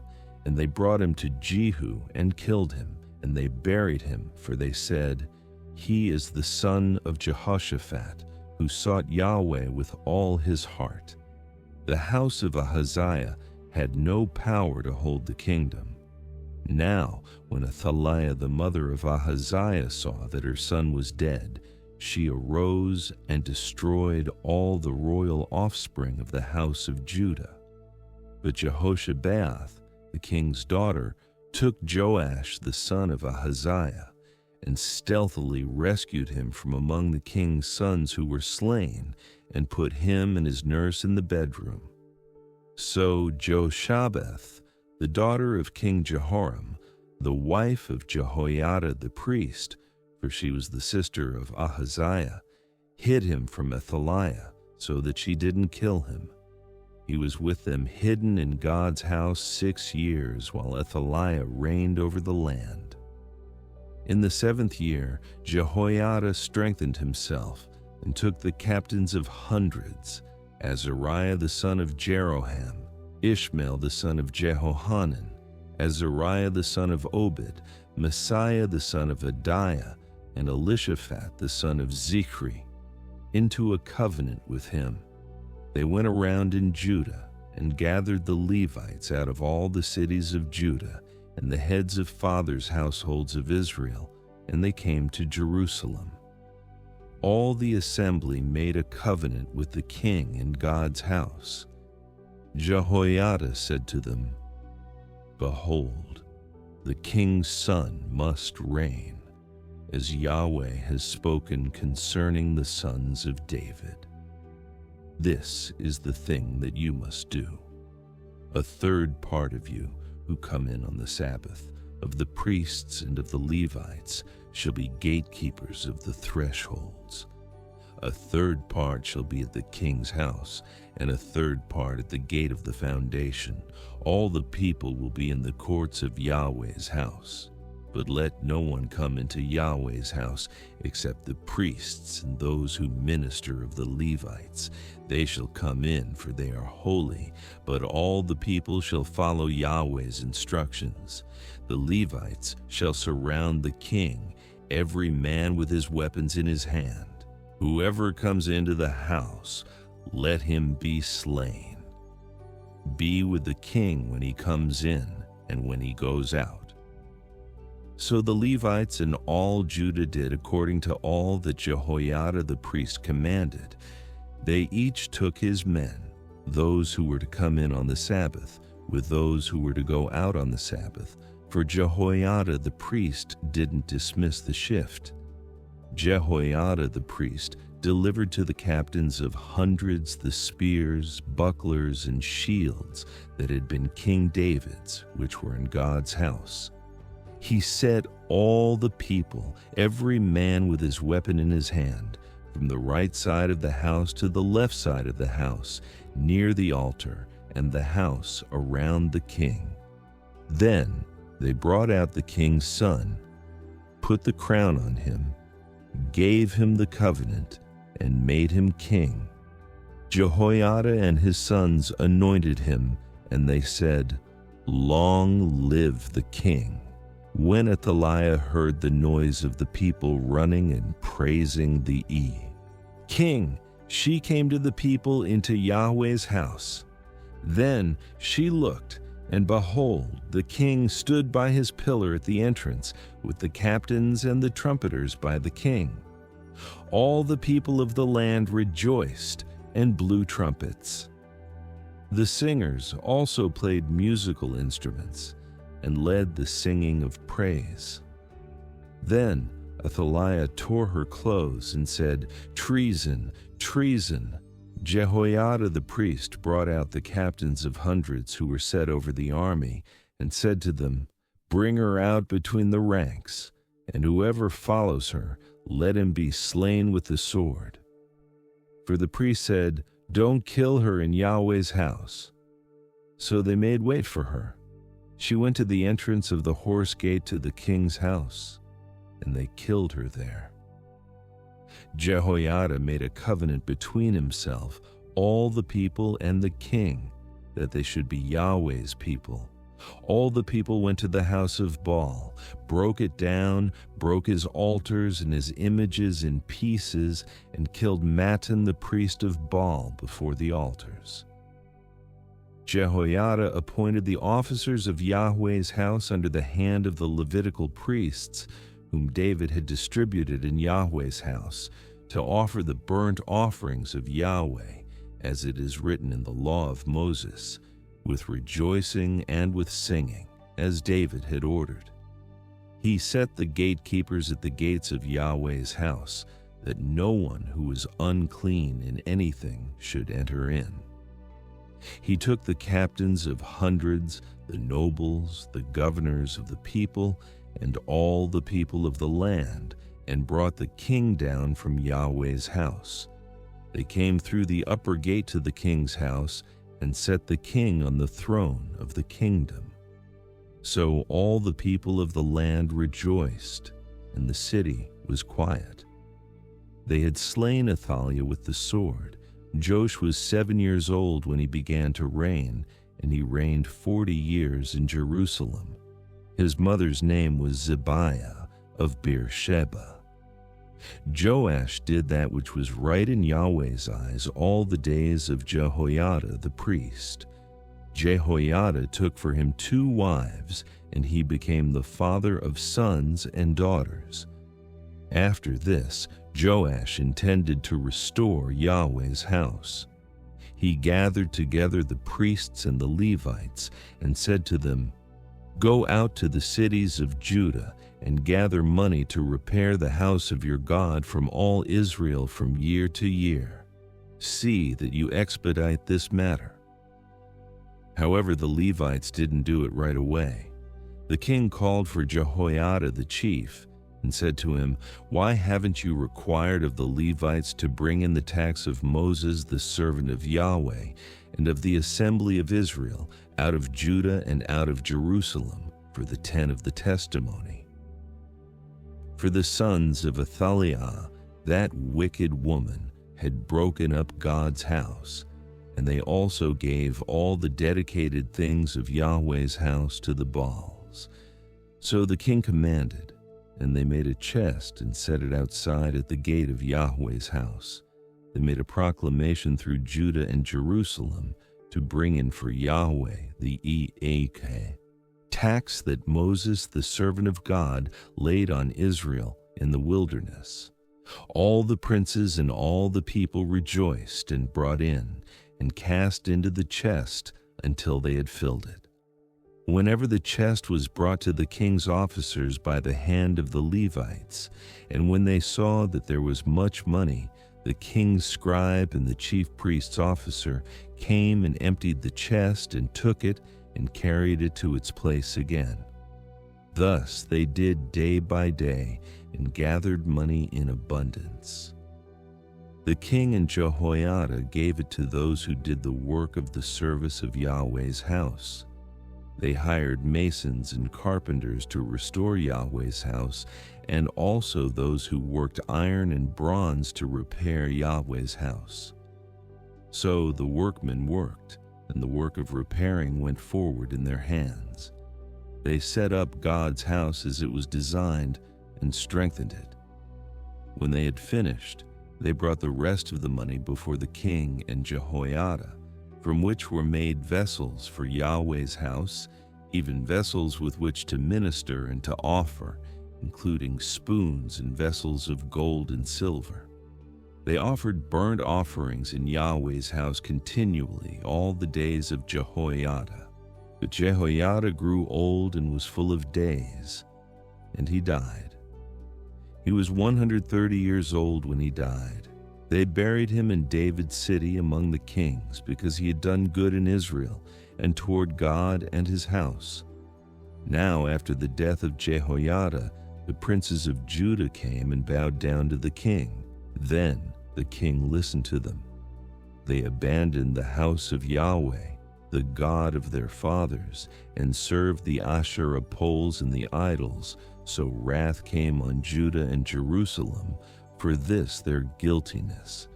Yet he sent prophets to them to bring them again to Yahweh, and they testified against them, but they would not listen. The Spirit of God came on Zechariah the son of Jehoiada the priest, and he stood above the people and said to them, God says, why do you disobey Yahweh's commandments so that you can't prosper? Because you have forsaken Yahweh, he has also forsaken you. They conspired against him and stoned him with stones at the commandment of the king in the court of Yahweh's house. Thus, Joash the king didn't remember the kindness which Jehoiada his father had done to him, but killed his son. When he died, he said, may Yahweh look at it and repay it. At the end of the year, the army of the Syrians came up against him. They came to Judah and Jerusalem and destroyed all the princes of the people from among the people and sent all their plunder to the king of Damascus. For the army of the Syrians came with a small company of men, and Yahweh delivered a very great army into their hand because they had forsaken Yahweh, the God of their fathers. So they executed judgment on Joash. When they had departed from him, for they left him seriously wounded, his own servants conspired against him for the blood of the sons of Jehoiada the priest, and killed him on his bed, and he died. They buried him in David's city, but they didn't bury him in the tombs of the kings. These are those who conspired against him: Zabad the son of Shimeath the Ammonitess, and Jehozabad the son of Shimrith the Moabitess. Now concerning his sons, the greatness of the burdens laid on him, and the rebuilding of God's house, behold, they are written in the commentary of the book of the Kings. Amaziah his son reigned in his place. Amaziah was 25 years old when he began to reign, and he reigned 29 years in Jerusalem. His mother's name was Jehoadan of Jerusalem. He did that which was right in Yahweh's eyes, but not with a perfect heart. Now, when the kingdom was established to him, he killed his servants who had killed his father the king. But he didn't put their children to death, but did according to that which is written in the law in the book of Moses, as Yahweh commanded, saying, the fathers shall not die for the children, neither shall the children die for the fathers, but every man shall die for his own sin. Moreover, Amaziah gathered Judah together and ordered them according to their fathers. Houses under captains of thousands and captains of hundreds, even all Judah and Benjamin. He counted them from 20 years old and upward, and found that there were 300,000 chosen men able to go out to war who could handle spear and shield. He also hired 100,000 mighty men of valor out of Israel for 100 talents of silver. A man of God came to him saying, O king, don't let the army of Israel go with you, for Yahweh is not with Israel, with all the children of Ephraim. But if you will go, take action and be strong for the battle. God will overthrow you before the enemy, for God has power to help and to overthrow. Amaziah said to the man of God, But what shall we do for the 100 talents which I have given to the army of Israel? The man of God answered, Yahweh is able to give you much more than this. Then Amaziah separated them, the army that had come to him out of Ephraim, to go home again. Therefore their anger was greatly kindled against Judah, and they returned home in fierce anger. Amaziah took courage and led his people out and went to the valley of Salt and struck 10,000 of the children of Seir. The children of Judah carried away 10,000 alive and brought them to the top of the rock and threw them down from the top of the rock, so that they all were broken in pieces.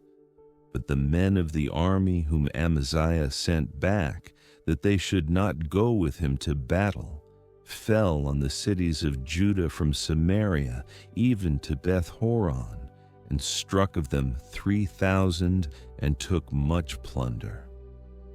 Now, after Amaziah had come from the slaughter of the Edomites, he brought the gods of the children of Seir, and set them up to be his gods, and bowed down himself before them, and burned incense to them. Therefore Yahweh's anger burned against Amaziah, and he sent to him a prophet who said to him, "Why have you sought after the gods of the people, which have not delivered their own people out of your hand?" As he talked with him, the king said to him, "Have we made you one of the king's counselors? Stop. Why should you be struck down?"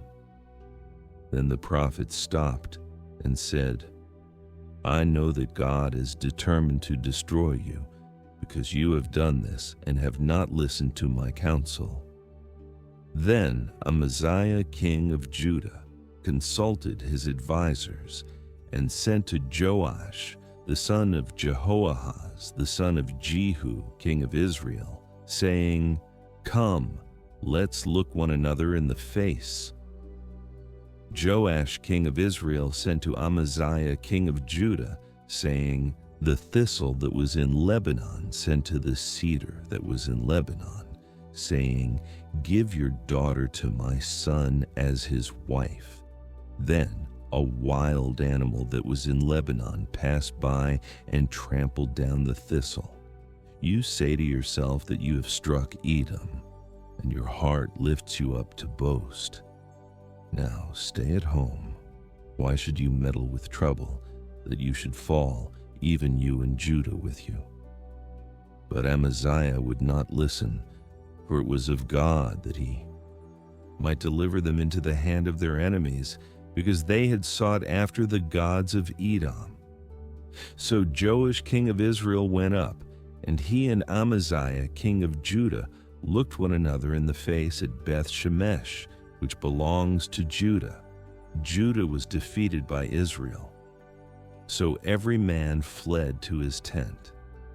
Joash king of Israel took Amaziah king of Judah, the son of Joash the son of Jehoahaz, at Beth Shemesh, and brought him to Jerusalem, and broke down the wall of Jerusalem from the gate of Ephraim to the corner gate, 400 cubits.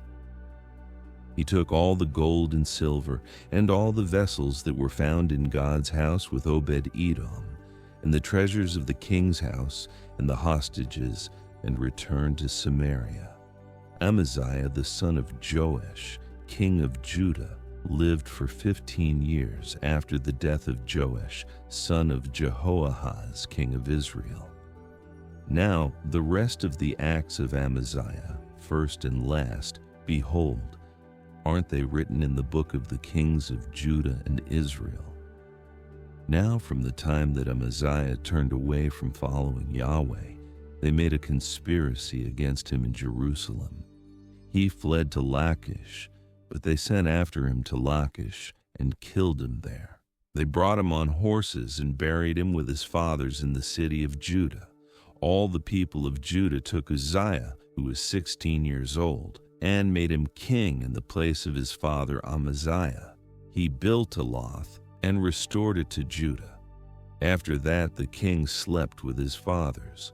Uzziah was 16 years old when he began to reign, and he reigned 52 years in Jerusalem. His mother's name was Jechiliah of Jerusalem. He did that which was right in Yahweh's eyes, according to all that his father Amaziah had done. He set himself to seek God in the days of Zechariah, who had understanding in the vision of God, and as long as he sought Yahweh, God made him prosper. He went out and fought against the Philistines and broke down the wall of Gath, the wall of Jabneh, and the wall of Ashdod, and he built cities in the country of Ashdod and among the Philistines. God helped him against the Philistines and against the Arabians who lived in Gur-baal and the Maonim.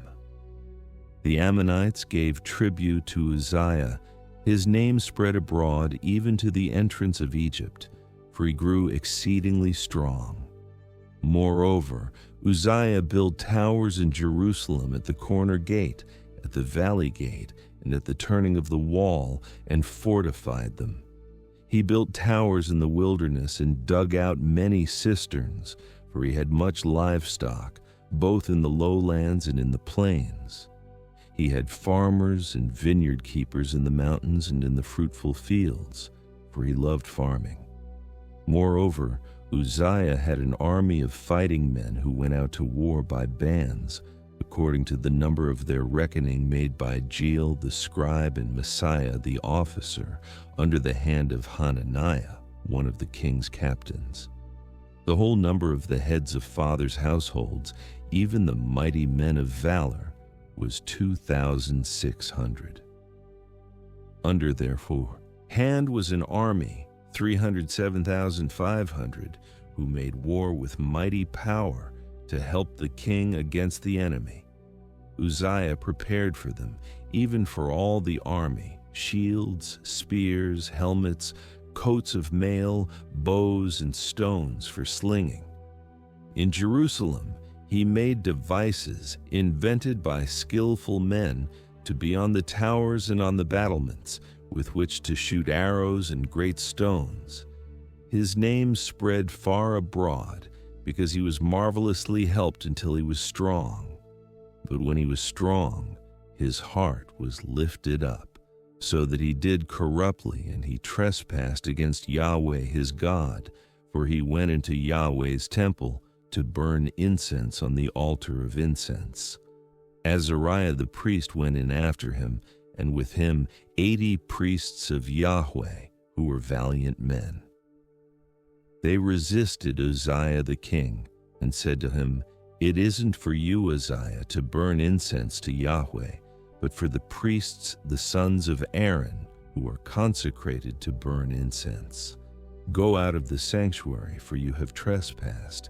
It will not be for your honor from Yahweh God." Then Uzziah was angry.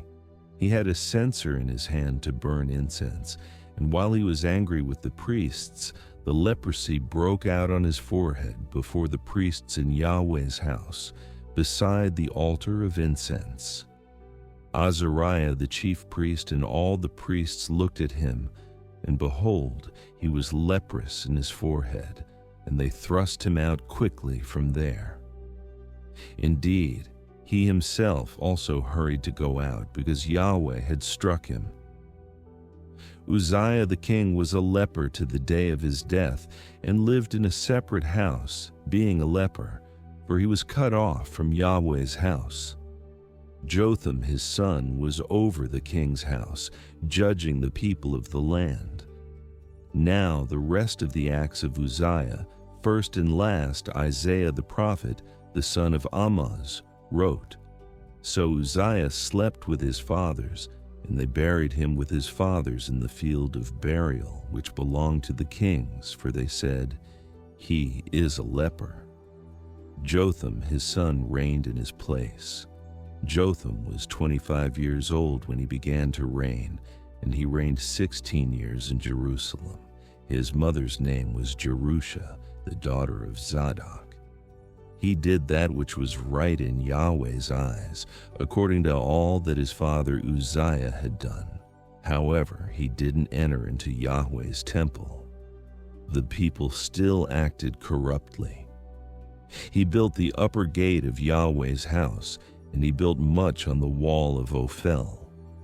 Moreover, he built cities in the hill country of Judah, and in the forests he built fortresses and towers. He also fought with the king of the children of Ammon, and prevailed against them. The children of Ammon gave him the same year 100 talents of silver, 10,000 cores of wheat, and 10,000 cores of barley.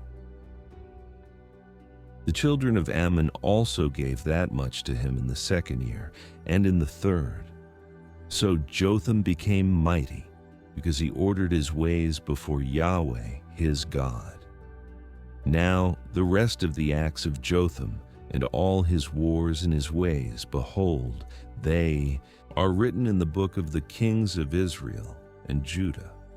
He was 25 years old when he began to reign, and reigned 16 years in Jerusalem. Jotham slept with his fathers, and they buried him in David's city, and Ahaz his son reigned in his place. Ahaz was 20 years old when he began to reign, and he reigned 16 years in Jerusalem. He didn't do that which was right in Yahweh's eyes, like David his father, but he walked in the ways of the kings of Israel, and also made molten images for the Baals.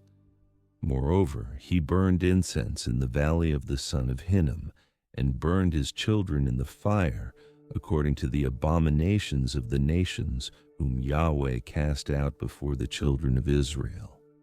He sacrificed and burned incense in the high places, and on the hills, and under every green tree.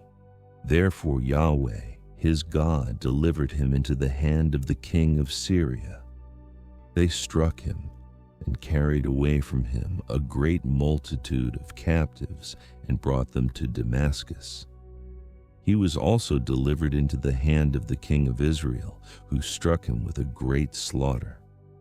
For Pekah the son of Remaliah killed in Judah 120,000 in one day, all of them valiant men, because they had forsaken Yahweh, the God of their fathers. Zikri, a mighty man of Ephraim, killed Messiah the king's son, Azrikam the ruler of the house, and Elkanah, who was next to the king. The children of Israel carried away captive of their brothers 200,000 women, sons and daughters, and also took away much plunder from them, and brought the plunder to Samaria. But a prophet of Yahweh was there, whose name was Oded. And he went out to meet the army that came to Samaria, and said to them, Behold, because Yahweh, the God of your fathers, was angry with Judah, he has delivered them into your hand, and you have slain them in a rage which has reached up to heaven. Now you intend to degrade the children of Judah and Jerusalem as male and female slaves for yourselves. Aren't there even with you trespasses of your own against Yahweh your God? Now hear me therefore, and send back the captives that you have taken captive from your brothers, for the fierce wrath of Yahweh is on you. Then some of the heads of the children of Ephraim, Azariah the son of Johanan, Berechiah the son of Meshillemoth, Jehizkiah the son of Shallum, and Amasa the son of Hadlai, stood up against those who came from the war, and said to them, You must not bring in the captives here, for you intend that which will bring on us a trespass against Yahweh, to add to our sins and to our guilt, for our guilt is great, and there is fierce wrath against Israel. So the armed men left the captives and the plunder before the princes and all the assembly. The men who have been mentioned by name rose up and took the captives, and with the plunder clothed all who were naked among them, dressed them, gave them sandals, gave them something to eat and to drink, anointed them, carried all the feeble of them on donkeys, and brought them to Jericho, the city of palm trees, to their brothers. Then they returned to Samaria.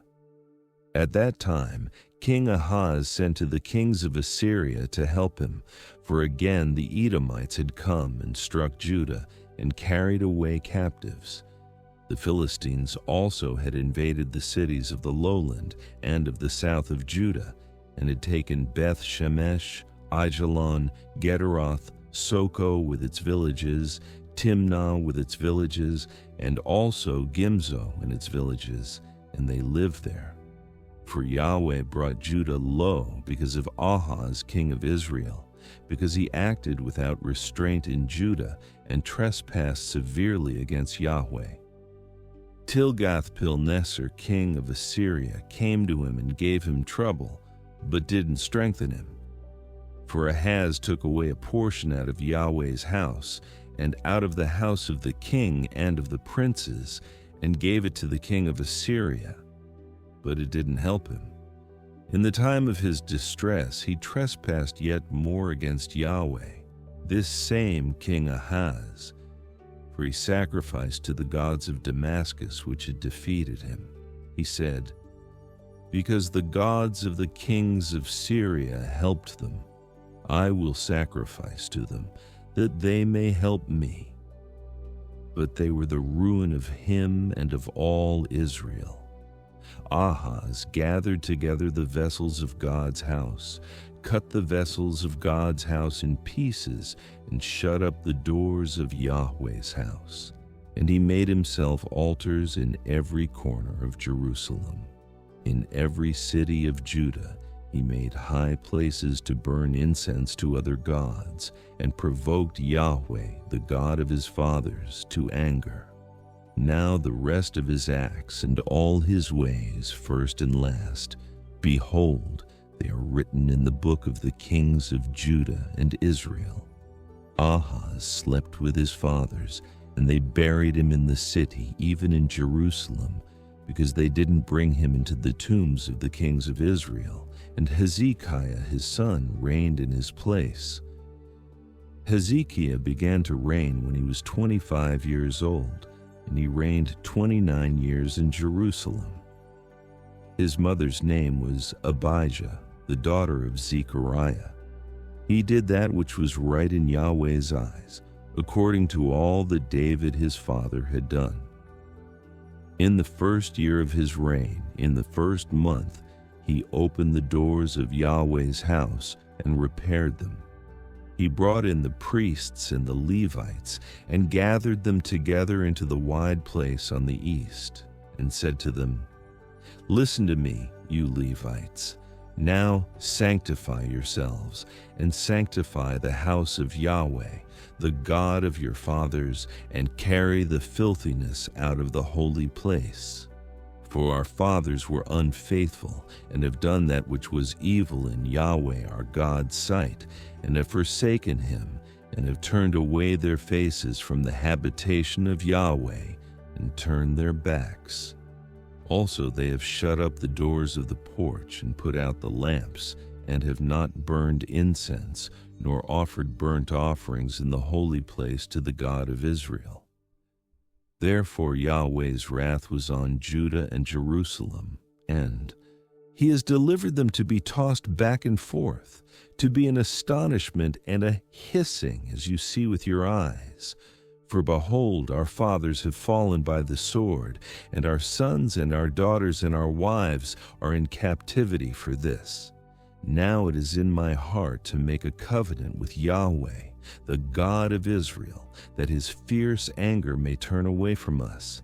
My sons, don't be negligent now, for Yahweh has chosen you to stand before him, to minister to him, and that you should be his ministers and burn incense."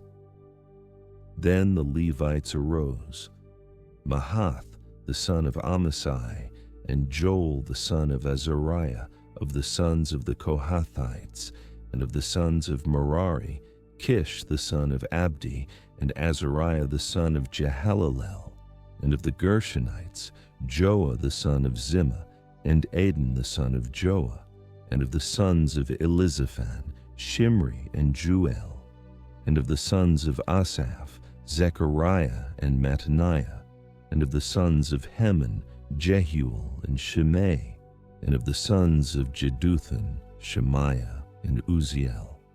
They gathered their brothers, sanctified themselves, and went in according to the commandment of the king by Yahweh's words, to cleanse Yahweh's house.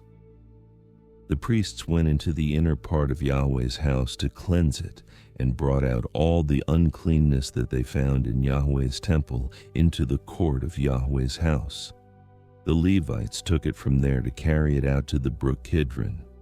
Now they began on the first day of the first month to sanctify, and on the 8th day of the month they came to Yahweh's porch.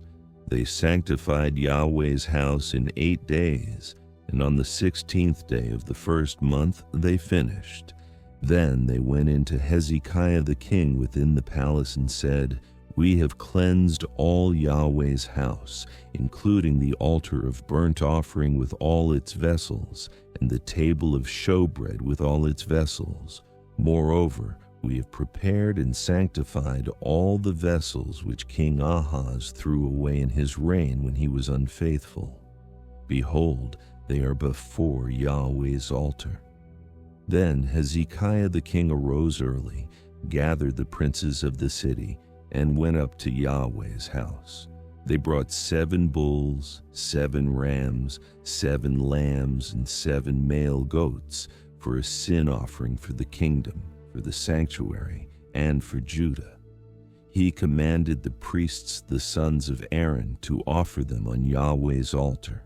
So they killed the bulls, and the priests received the blood and sprinkled it on the altar. They killed the rams and sprinkled the blood on the altar. They also killed the lambs and sprinkled the blood on the altar. They brought near the male goats for the sin offering before the king and the assembly, and they laid their hands on them. Then the priests killed them, and they made a sin offering with their blood on the altar to make atonement for all Israel. For the king commanded that the burnt offering and the sin offering should be made for all Israel. He set the Levites in Yahweh's house with cymbals, with stringed instruments, and with harps, according to the commandment of David, of Gad the king's seer, and Nathan the prophet, for the commandment was from Yahweh by his prophets. The Levites stood with David's instruments, and the priests with the trumpets. Hezekiah commanded them to offer the burnt offering on the altar. When the burnt offering began, Yahweh's song also began, along with the trumpets and instruments of David king of Israel. All the assembly worshipped, the singers sang, and the trumpeters sounded. All this continued until the burnt offering was finished. When they had finished offering, the king and all who were present with him bowed themselves and worshipped. Moreover, Hezekiah the king and the princes commanded the Levites to sing praises to Yahweh with the words of David and of Asaph the seer. They sang praises with gladness, and they bowed their heads and worshipped. Then Hezekiah answered, "Now you have consecrated yourselves to Yahweh. Come near and bring sacrifices and thank offerings into Yahweh's house." The assembly brought in sacrifices and thank offerings, and as many as were of a willing heart brought burnt offerings. The number of the burnt offerings which the assembly brought was 70 bulls, 100 rams, and 200 lambs. All these were for a burnt offering to Yahweh. The consecrated things were 600 head of cattle and 3,000 sheep. But the priests were too few, so that they could not skin all the burnt offerings. Therefore their brothers, the Levites, helped them until the work was ended, and until the priests had sanctified themselves. For the Levites were more upright in heart to sanctify themselves than the priests. Also the burnt offerings were in abundance, with the fat of the peace offerings, and with the drink offerings for every burnt offering. So the service of Yahweh's house was set in order. Hezekiah and all the people rejoiced because of that which God had prepared for the people, for the thing was done suddenly. Hezekiah sent to all Israel and Judah, and wrote letters also to Ephraim and Manasseh, that they should come to Yahweh's house at Jerusalem to keep the Passover to Yahweh, the God of Israel. For the king had taken counsel with his princes and all the assembly in Jerusalem to keep the Passover in the second month. For they could not keep it at that time, because the priests had not sanctified themselves in sufficient number, and the people had not gathered themselves together to Jerusalem. The thing was right in the eyes of the king and of all the assembly. So they established a decree to make proclamation throughout all Israel, from Beersheba even to Dan, that they should come to keep the Passover to Yahweh, the God of Israel, at Jerusalem, for they had not kept it in great numbers in the way it is written. So the couriers went with the letters from the king and his princes throughout all Israel and Judah, according to the commandment of the king, saying, "You children of Israel, turn again to Yahweh, the God of Abraham, Isaac, and Israel, that he may return to the remnant of you that have escaped out of the hand of the kings of Assyria. Don't be like your fathers and like your brothers, who trespassed against Yahweh, the God of their fathers, so that he gave them up to desolation, as you see. Now don't be stiff-necked as your fathers were, but yield yourselves to Yahweh, and enter into his sanctuary which he has sanctified forever, and serve Yahweh your God, that his fierce anger may turn away from you. For if you turn again to Yahweh, your brothers and your children will find compassion with those who led them captive, and will come again into this land, because Yahweh your God is gracious and merciful, and will not turn away his face from you if you return to him." So the couriers passed from city to city through the country of Ephraim and Manasseh, even to Zebulun, but people ridiculed them and mocked them. Nevertheless, some men of Asher, Manasseh, and Zebulun humbled themselves and came to Jerusalem. Also the hand of God came on Judah to give them one heart, to do the commandment of the king and of the princes by Yahweh's word. Many people assembled at Jerusalem to keep the feast of unleavened bread in the second month, a very great assembly. They arose and took away the altars that were in Jerusalem, and they took away all the altars for incense, and threw them into the brook Kidron. Then they killed the Passover on the 14th day of the second month. The priests and the Levites were ashamed and sanctified themselves and brought burnt offerings into Yahweh's house. They stood in their place after their order, according to the law of Moses the man of God. The priests sprinkled the blood which they received of the hand of the Levites, for there were many in the assembly who had not sanctified themselves. Therefore the Levites were in charge of killing the Passovers for everyone who was not clean, to sanctify them to Yahweh.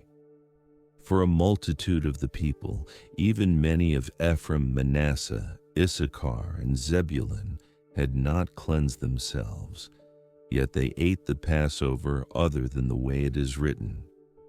For Hezekiah had prayed for them, saying, "May the good Yahweh pardon everyone who sets his heart to seek God, Yahweh, the God of his fathers, even if they aren't clean according to the purification of the sanctuary." Yahweh listened to Hezekiah and healed the people.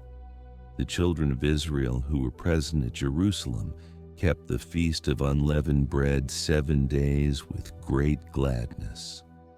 The Levites and the priests praised Yahweh day by day, singing with loud instruments to Yahweh.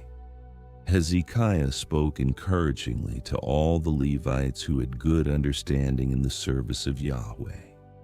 So they ate throughout the feast for the 7 days, offering sacrifices of peace offerings and making confession to Yahweh, the God of their fathers. The whole assembly took counsel to keep another 7 days, and they kept another 7 days with gladness. For Hezekiah, king of Judah, gave to the assembly for offerings 1,000 bulls and 7,000 sheep, and the princes gave to the assembly 1,000 bulls and 10,000 sheep, and a great number of priests sanctified themselves. All the assembly of Judah with the priests and the Levites, and all the assembly who came out of Israel, and the foreigners who came out of the land of Israel and who lived in Judah, rejoiced. So there was great joy in Jerusalem. For since the time of Solomon the son of David, king of Israel, there was nothing like this in Jerusalem.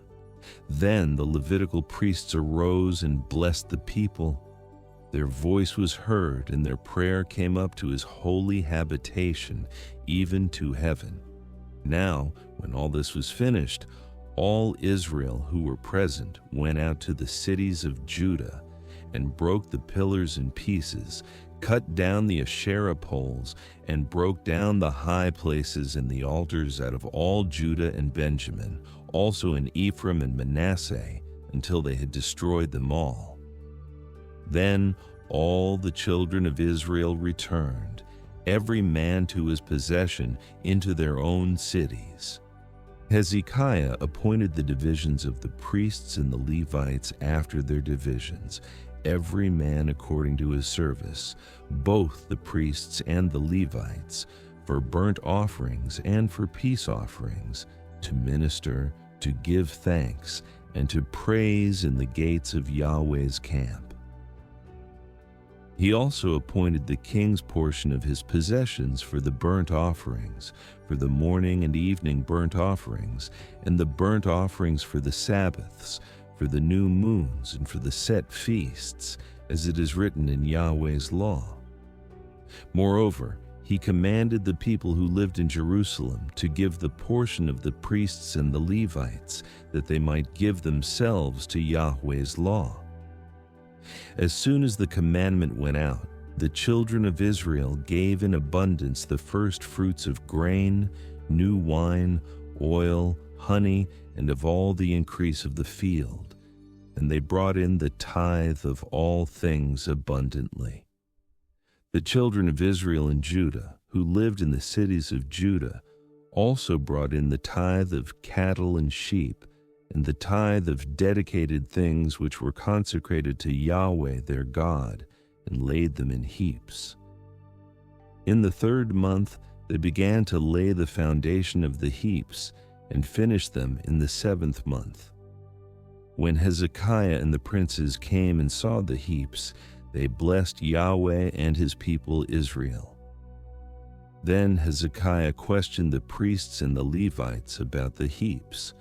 Azariah, the chief priest of the house of Zadok, answered him and said, "Since people began to bring the offerings into Yahweh's house, we have eaten and had enough and have plenty left over, for Yahweh has blessed his people, and that which is left is this great store." Then Hezekiah commanded them to prepare rooms in Yahweh's house, and they prepared them. They brought in the offerings, the tithes, and the dedicated things faithfully. Conaniah the Levite was ruler over them, and Shimei his brother was second. Jehiel, Azaziah, Nahath, Asahel, Jeremoth, Jozabad, Eliel, Ismachiah, Mahath, and Benaiah were overseers under the hand of Conaniah and Shimei his brother, by the appointment of Hezekiah the king and Azariah the ruler of God's house. Kor, the son of Imnah the Levite, the gatekeeper at the east gate, was over the freewill offerings of God, to distribute Yahweh's offerings and the most holy things. Under him were Eden, Miniamin, Jeshua, Shemaiah, Amariah, and Shechaniah, in the cities of the priests, in their office of trust, to give to their brothers by divisions, to the great as well as to the small. In addition to those who were listed by genealogy of males, from 3 years old and upward, even everyone who entered into Yahweh's house, as the duty of every day required, for their service in their offices according to their divisions, and those who were listed by genealogy of the priests by their fathers' houses, and the Levites from 20 years old and upward in their offices by their divisions, and those who were listed by genealogy of all their little ones, their wives, their sons, and their daughters through all the congregation, for in their office of trust they sanctified themselves in holiness. Also for the sons of Aaron the priests, who were in the fields of the pasture lands of their cities. In every city there were men who were mentioned by name to give portions to all the males among the priests, and to all who were listed by genealogy among the Levites. Hezekiah did so throughout all Judah, and he did that which was good, right and faithful before Yahweh his God. In every work that he began in the service of God's house, in the law and in the commandments to seek his God, he did it with all his heart and prospered. Manasseh was 12 years old when he began to reign, and he reigned 55 years in Jerusalem. He did that which was evil in Yahweh's sight, after the abominations of the nations whom Yahweh cast out before the children of Israel. For he built again the high places which Hezekiah his father had broken down, and he raised up altars for the Baals, made Asheroth, and worshipped all the army of the sky, and served them.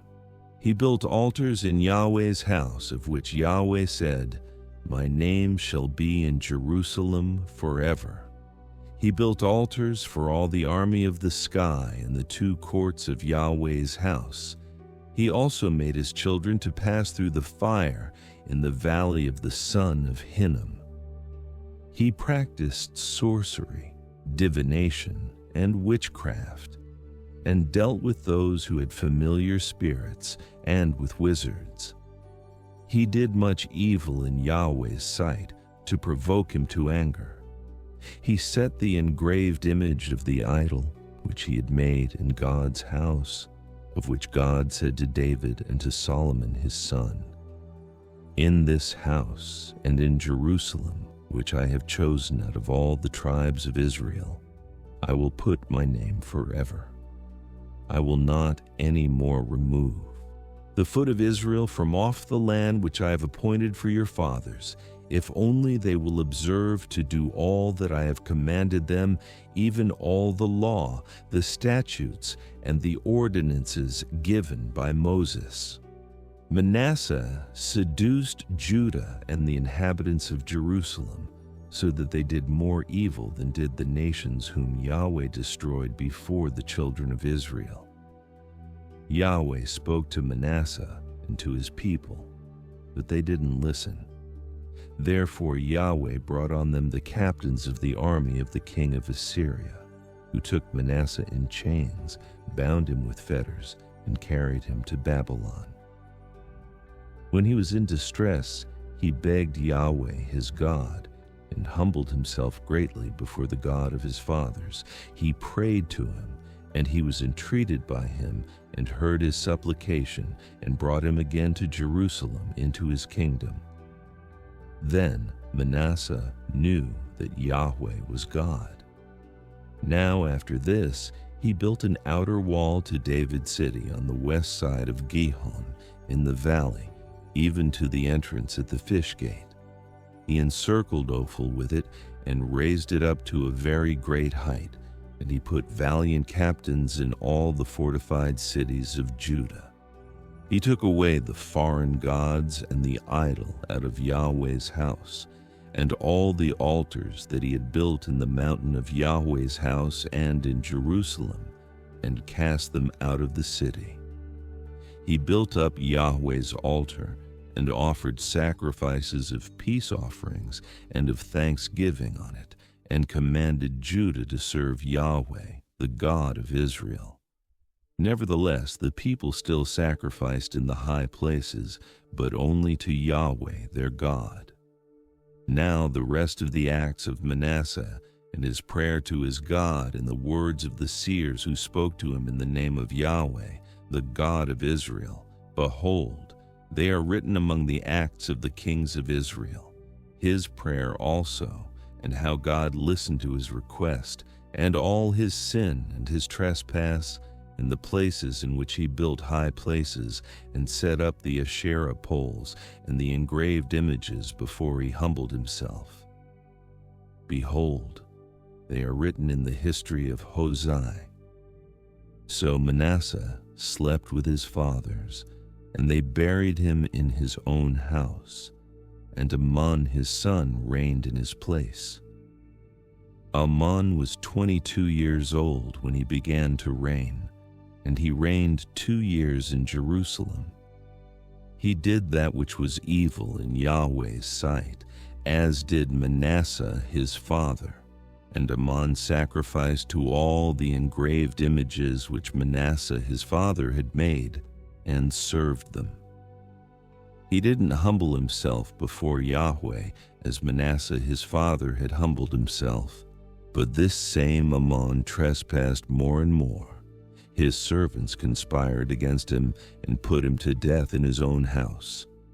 But the people of the land killed all those who had conspired against King Amon, and the people of the land made Josiah his son king in his place. Josiah was 8 years old when he began to reign, and he reigned 31 years in Jerusalem. He did that which was right in Yahweh's eyes, and walked in the ways of David his father, and didn't turn away to the right hand or to the left. For in the 8th year of his reign, while he was yet young, he began to seek after the God of David his father. And in the 12th year, he began to purge Judah and Jerusalem from the high places, the Asherah poles, the engraved images, and the molten images. They broke down the altars of the Baals in his presence, and he cut down the incense altars that were on high above them. He broke the Asherah poles, the engraved images, and the molten images in pieces, made dust of them, and scattered it on the graves of those who had sacrificed to them. He burned the bones of the priests on their altars, and purged Judah and Jerusalem. He did this in the cities of Manasseh, Ephraim, and Simeon, even to Naphtali, around in their ruins. He broke down the altars, beat the Asherah poles and the engraved images into powder, and cut down all the incense altars throughout all the land of Israel, then returned to Jerusalem. Now in the 18th year of his reign, when he had purged the land and the house, he sent Shaphan the son of Azaliah, Messiah the governor of the city, and Joah the son of Joahaz the recorder to repair the house of Yahweh his God. They came to Hilkiah the high priest, and delivered the money that was brought into God's house, which the Levites, the keepers of the threshold, had gathered from the hands of Manasseh, Ephraim, of all the remnant of Israel, of all Judah and Benjamin, and of the inhabitants of Jerusalem.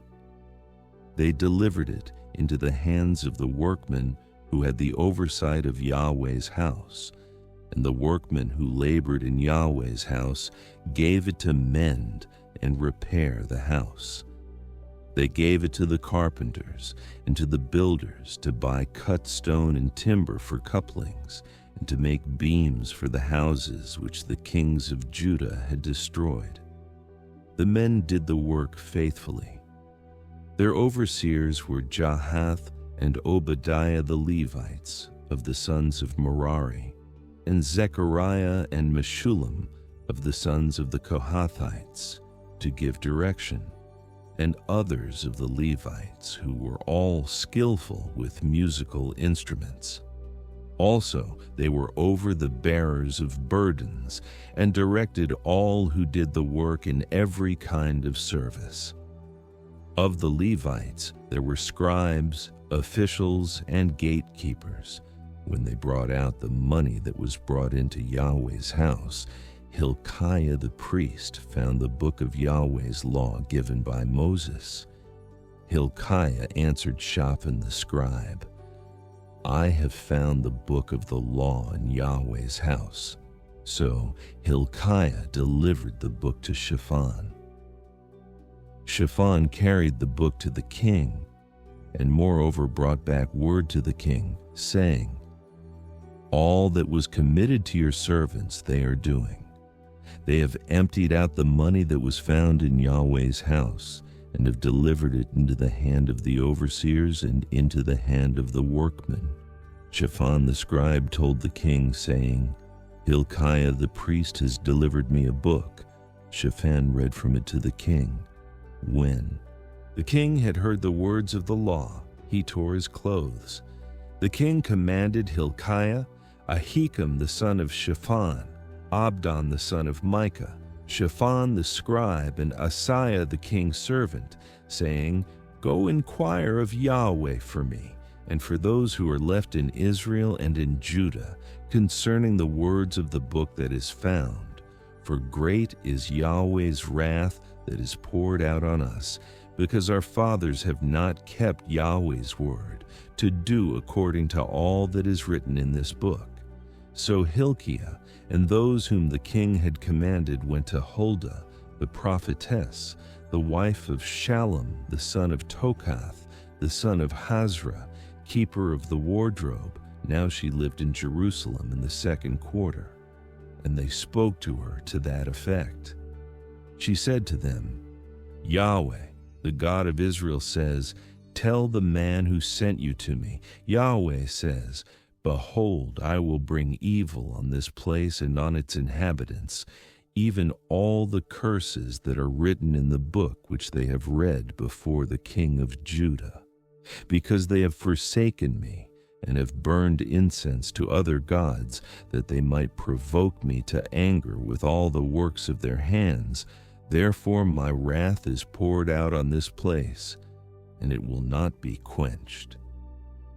But to the king of Judah, who sent you to inquire of Yahweh, you shall tell him this, Yahweh, the God of Israel says, about the words which you have heard, because your heart was tender, and you humbled yourself before God when you heard his words against this place and against its inhabitants, and have humbled yourself before me, and have torn your clothes and wept before me, I also have heard you, says Yahweh.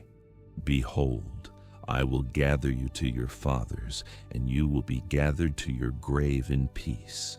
Your eyes won't see all the evil that I will bring on this place and on its inhabitants. They brought back this message to the king.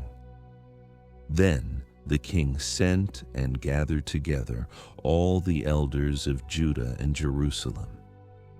The king went up to Yahweh's house with all the men of Judah and the inhabitants of Jerusalem, the priests, the Levites, and all the people, both great and small. And he read in their hearing all the words of the book of the covenant that was found in Yahweh's house.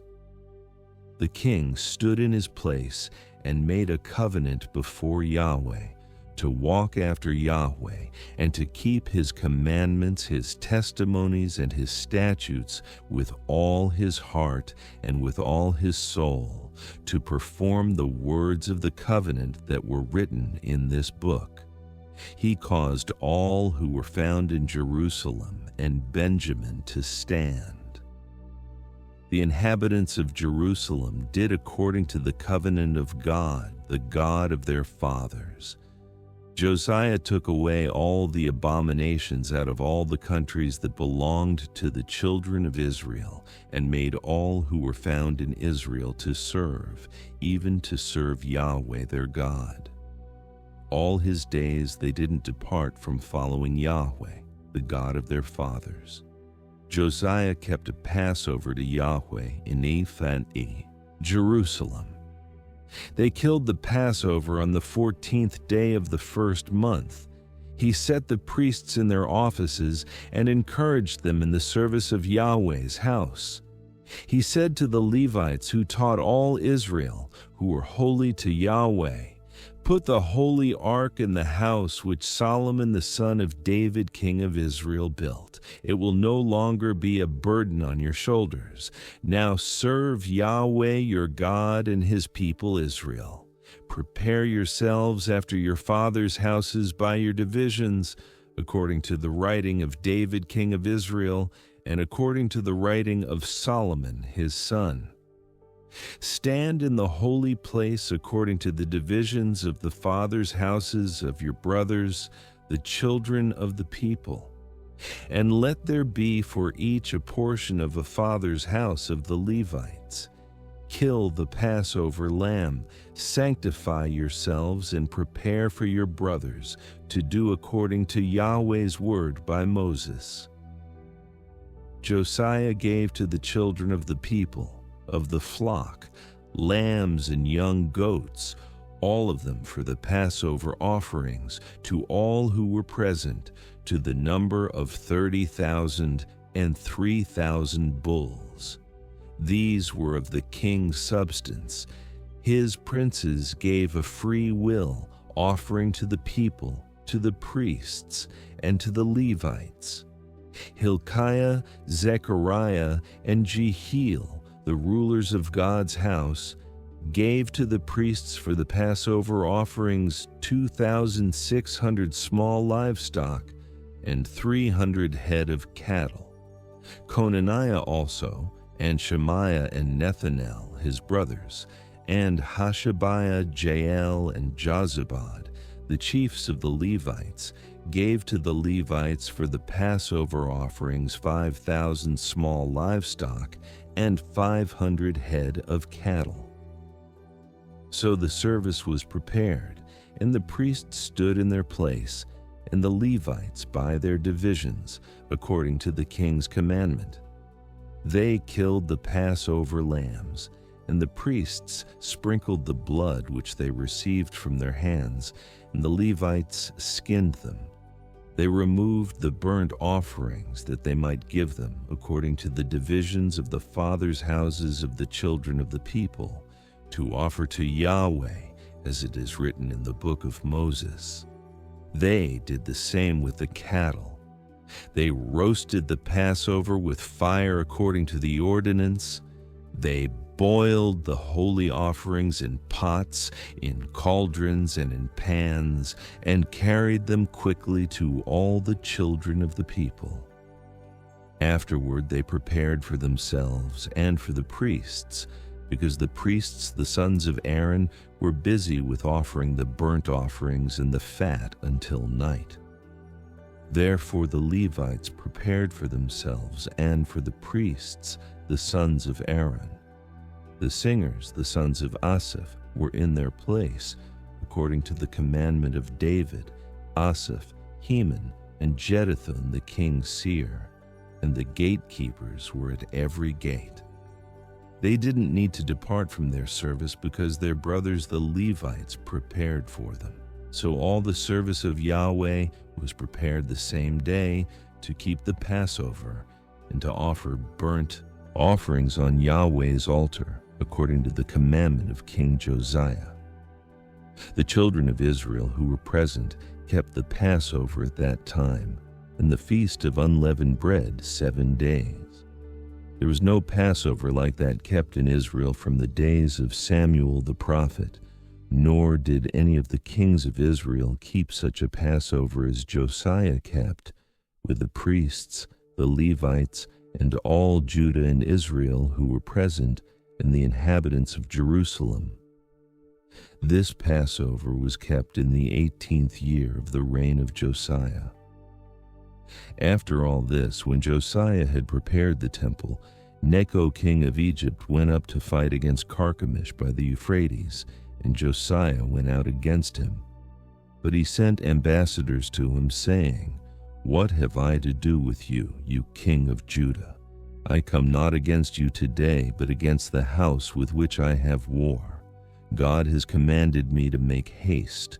Beware that it is God who is with me, that he not destroy you." Nevertheless, Josiah would not turn his face from him, but disguised himself, that he might fight with him, and didn't listen to the words of Necho from the mouth of God, and came to fight in the valley of Megiddo. The archers shot at King Josiah, and the king said to his servants, "Take me away, because I am seriously wounded." So his servants took him out of the chariot, and put him in the second chariot that he had, and brought him to Jerusalem. And he died, and was buried in the tombs of his fathers. All Judah and Jerusalem mourned for Josiah. Jeremiah lamented for Josiah, and all the singing men and singing women spoke of Josiah in their lamentations to this day, and they made them an ordinance in Israel. Behold, they are written in the Lamentations. Now the rest of the acts of Josiah and his good deeds, according to that which is written in Yahweh's law, and his acts first and last, behold, they are written in the book of the kings of Israel and Judah. Then the people of the land took Jehoahaz the son of Josiah, and made him king in his father's place in Jerusalem. Joahaz was 23 years old when he began to reign, and he reigned 3 months in Jerusalem. The king of Egypt removed him from office at Jerusalem, and fined the land 100 talents of silver and a talent of gold. The king of Egypt made Eliakim his brother king over Judah and Jerusalem, and changed his name to Jehoiakim. Necho took Joahaz his brother, and carried him to Egypt. Jehoiakim was 25 years old when he began to reign, and he reigned 11 years in Jerusalem. He did that which was evil in Yahweh, his God's sight. Nebuchadnezzar, king of Babylon, came up against him, and bound him in fetters to carry him to Babylon. Nebuchadnezzar also carried some of the vessels of Yahweh's house to Babylon, and put them in his temple at Babylon. Now the rest of the acts of Jehoiakim, and his abominations which he did, and that which was found in him, behold, they are written in the book of the kings of Israel and Judah. And Jehoiachin his son reigned in his place. Jehoiachin was 8 years old when he began to reign, and he reigned 3 months and 10 days in Jerusalem. He did that which was evil in Yahweh's sight. At the return of the year, King Nebuchadnezzar sent and brought him to Babylon with the valuable vessels of Yahweh's house, and made Zedekiah his brother king over Judah and Jerusalem. Zedekiah was 21 years old when he began to reign, and he reigned 11 years in Jerusalem. He did that which was evil in Yahweh, his God's sight. He didn't humble himself before Jeremiah the prophet, speaking from Yahweh's mouth. He also rebelled against King Nebuchadnezzar, who had made him swear by God, but he stiffened his neck and hardened his heart against turning to Yahweh, the God of Israel. Moreover, all the chiefs of the priests and the people trespassed very greatly after all the abominations of the nations, and they polluted Yahweh's house, which he had made holy in Jerusalem. Yahweh, the God of their fathers, sent to them by his messengers, rising up early and sending, because he had compassion on his people and on his dwelling place. But they mocked the messengers of God, despised his words, and scoffed at his prophets, until Yahweh's wrath arose against his people, until there was no remedy. Therefore he brought on them the king of the Chaldeans, who killed their young men with the sword in the house of their sanctuary, and had no compassion on young man or virgin, old man or infirm. He gave them all into his hand, all the vessels of God's house, great and small, and the treasures of Yahweh's house, and the treasures of the king and of his princes, all these he brought to Babylon. They burned God's house, broke down the wall of Jerusalem, burned all its palaces with fire, and destroyed all of its valuable vessels. He carried those who'd escaped from the sword away to Babylon, and they were servants to him and his sons until the reign of the kingdom of Persia, to fulfill Yahweh's word by Jeremiah's mouth, until the land had enjoyed its Sabbaths. As long as it lay desolate, it kept Sabbath to fulfill 70 years. Now, in the first year of Cyrus king of Persia, that Yahweh's word by the mouth of Jeremiah might be accomplished, Yahweh stirred up the spirit of Cyrus king of Persia, so that he made a proclamation throughout all his kingdom, and put it also in writing, saying, Cyrus king of Persia says, Yahweh, the God of heaven, has given all the kingdoms of the earth to me, and he has commanded me to build him a house in Jerusalem, which is in Judah. Whoever there is among you of all his people, Yahweh his God be with him, and let him go up.